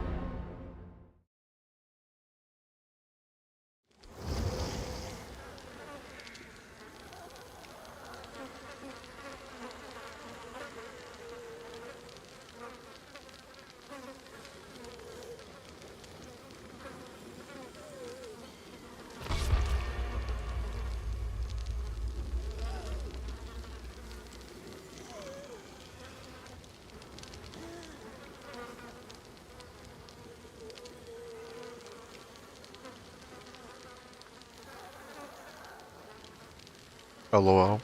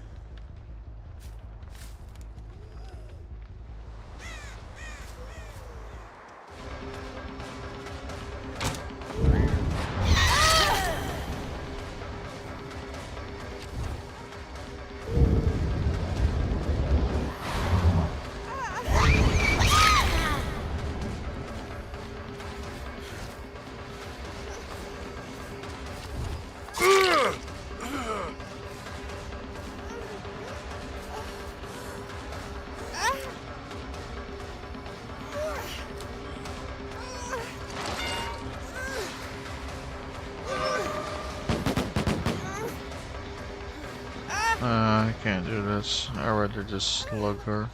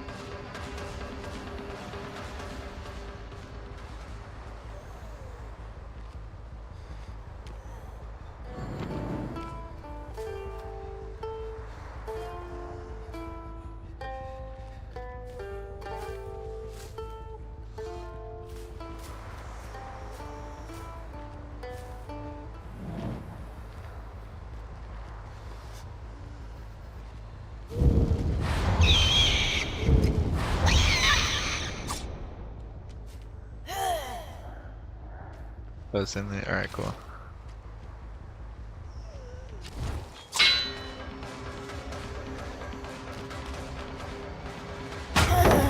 That's the stun. That was like that's how they can stun me with the pallets. It's like if you're very close to them and they drop it.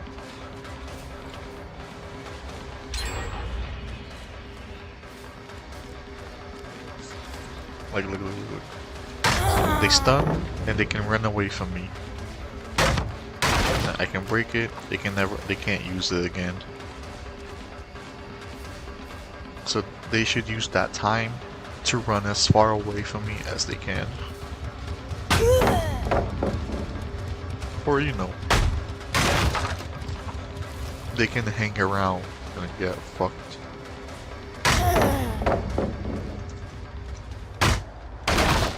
If they have the skills.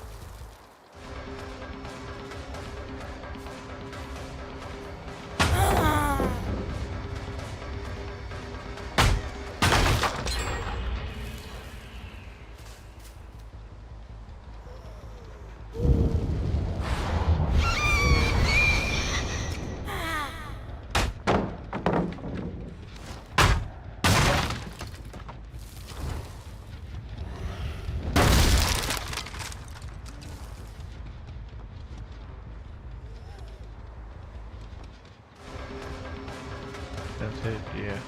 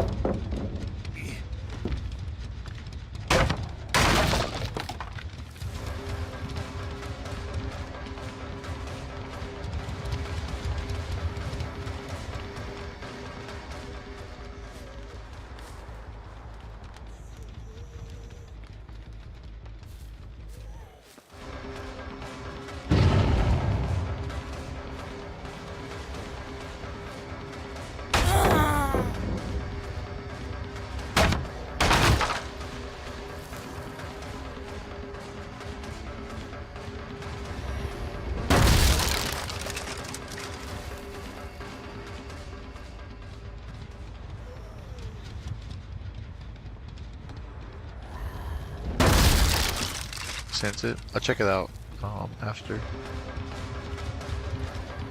But then I'll let you know and stuff.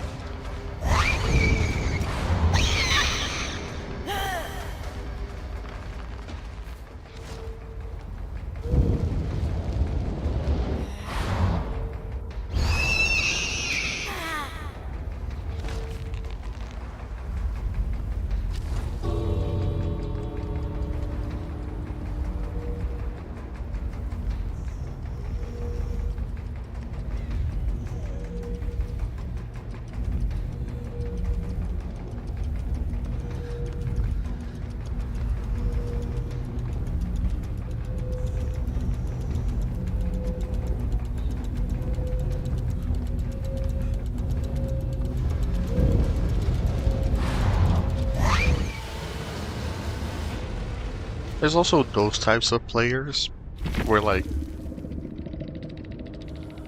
they're not here for the competitiveness, they're just here for the fun of shit. Sometimes I'm also like that. Most of the times, not. Unless they start it. And if I feel like I'm in the mood.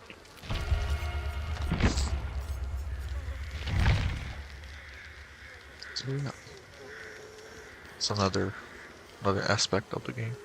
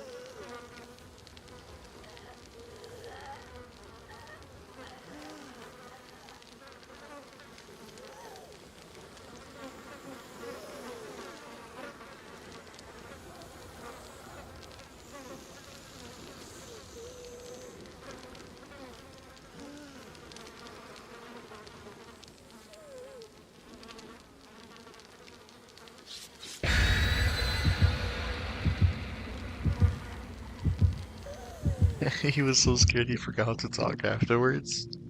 Bruh. That's funny. That's funny as fuck.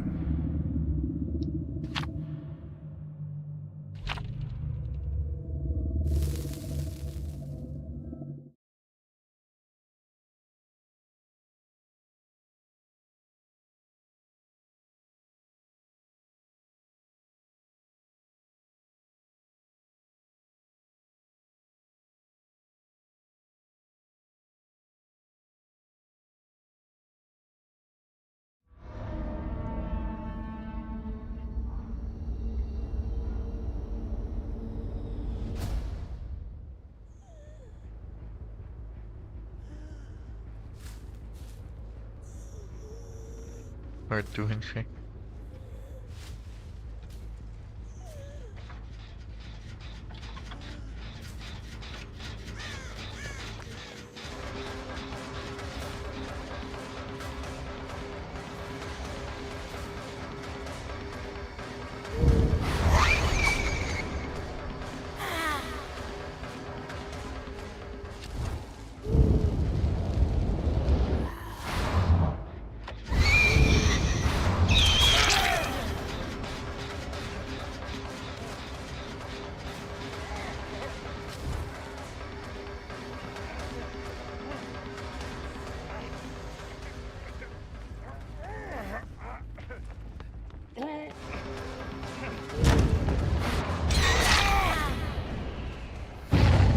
That's crazy.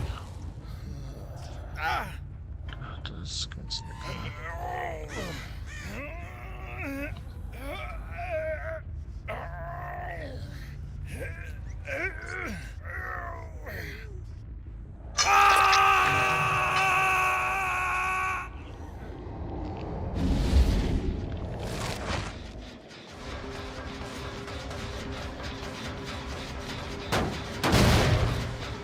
I did see it, but I don't remember much of it, I'm not gonna lie.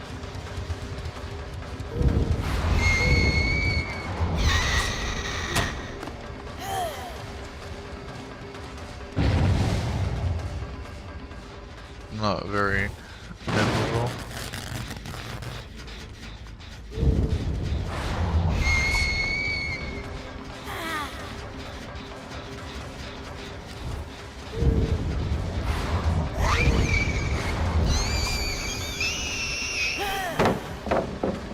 Oh, thank you.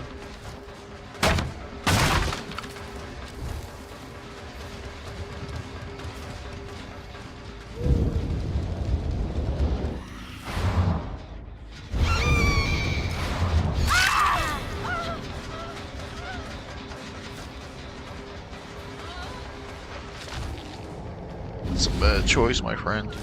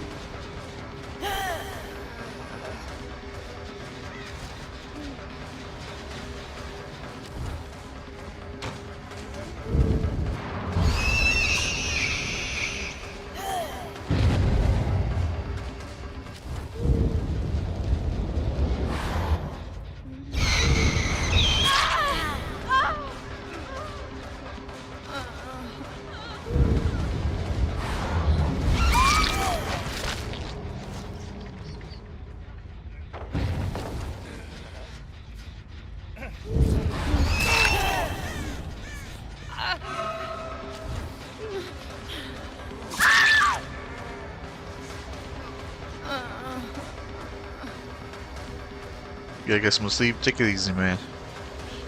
Escape the back rooms. Yeah, I was gonna say like I can't wait too, cause I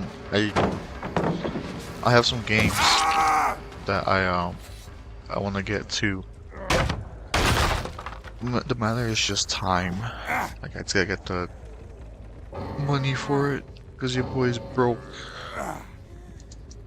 But it's manageable. It's only a matter of time.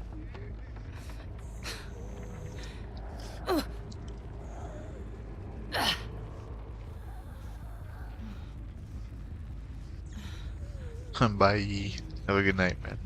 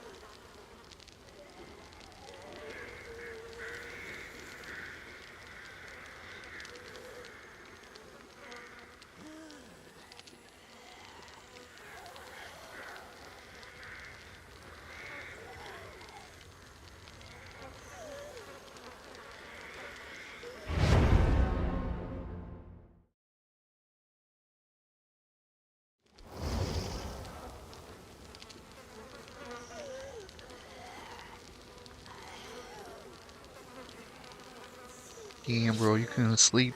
That's crazy.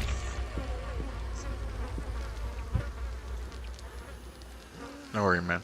I can't sleep as well. We're all in this together forever. That's a lie.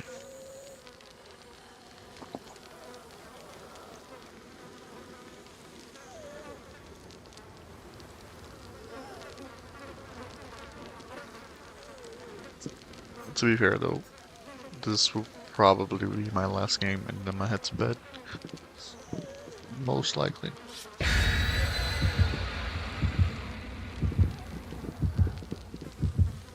This is either my last game or my second to last.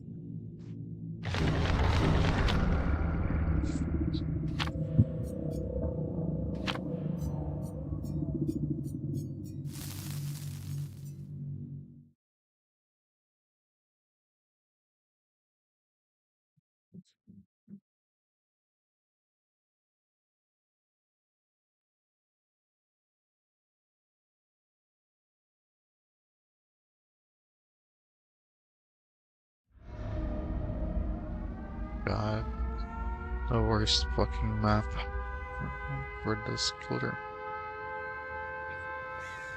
The worst map for this killer. Let's go.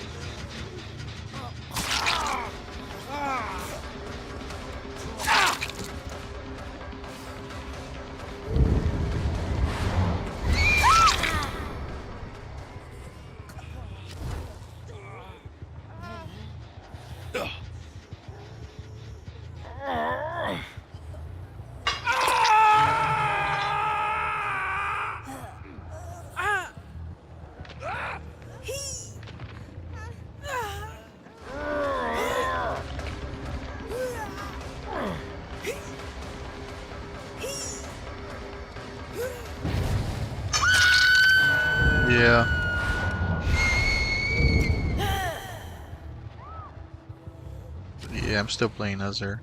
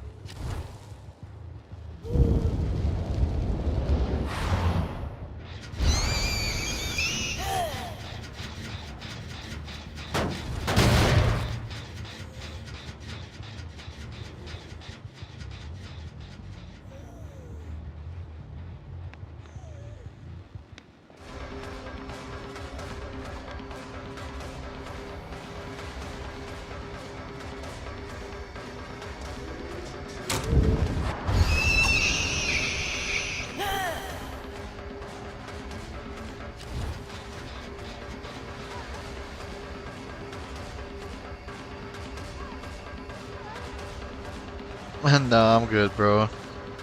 You don't need to show me that.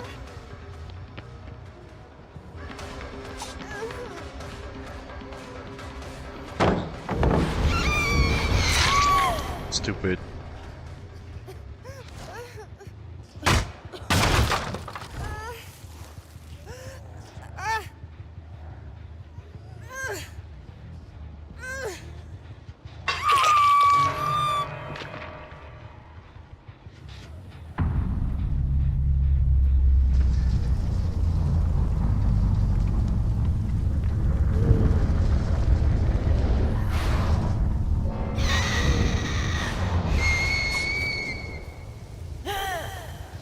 Damn.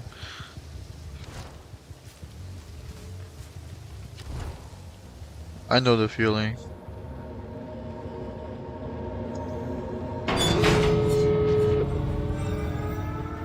Take care, man.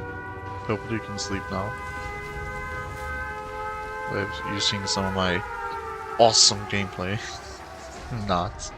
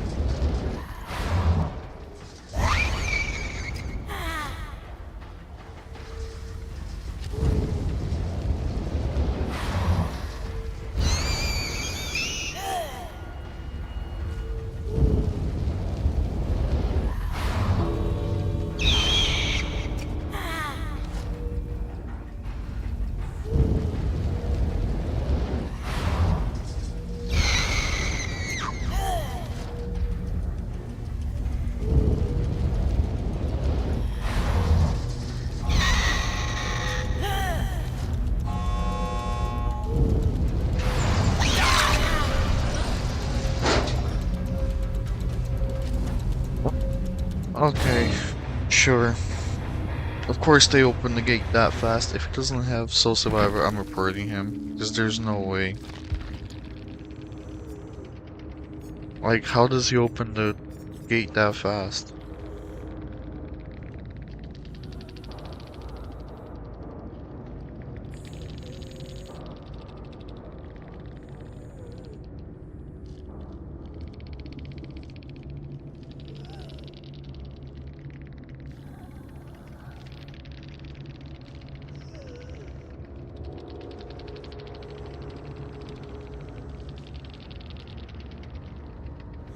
It's Survivor side.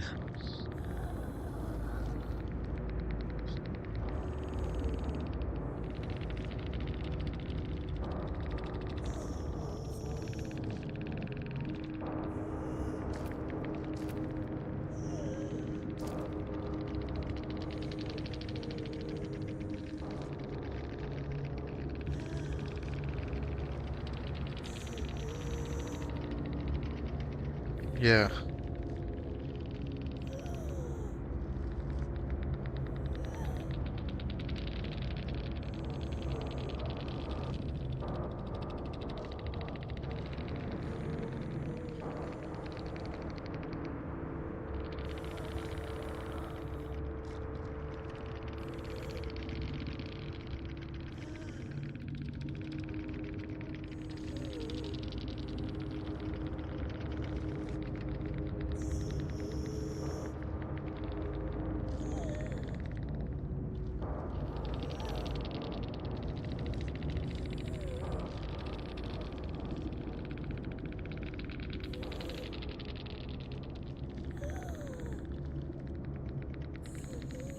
That's still not fast enough. See a loser.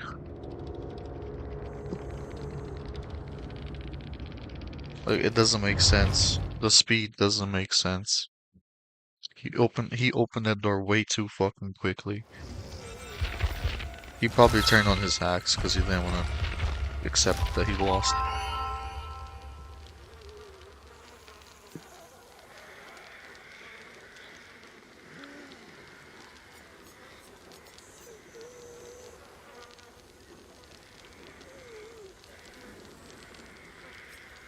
I'm pretty sure the first red light appears at 20% in the door. I think. And so what you want to tell me is that he went from 19% to 100%? From 19% to 100%? Like, is that what you're telling me? 19% to 100% in that short amount of time? The nurse's power does not take that long to recharge. There's no way in hell. So he cheated. Because he's a fucking loser. Doesn't accept the reality of the game. And yet they still cry about it.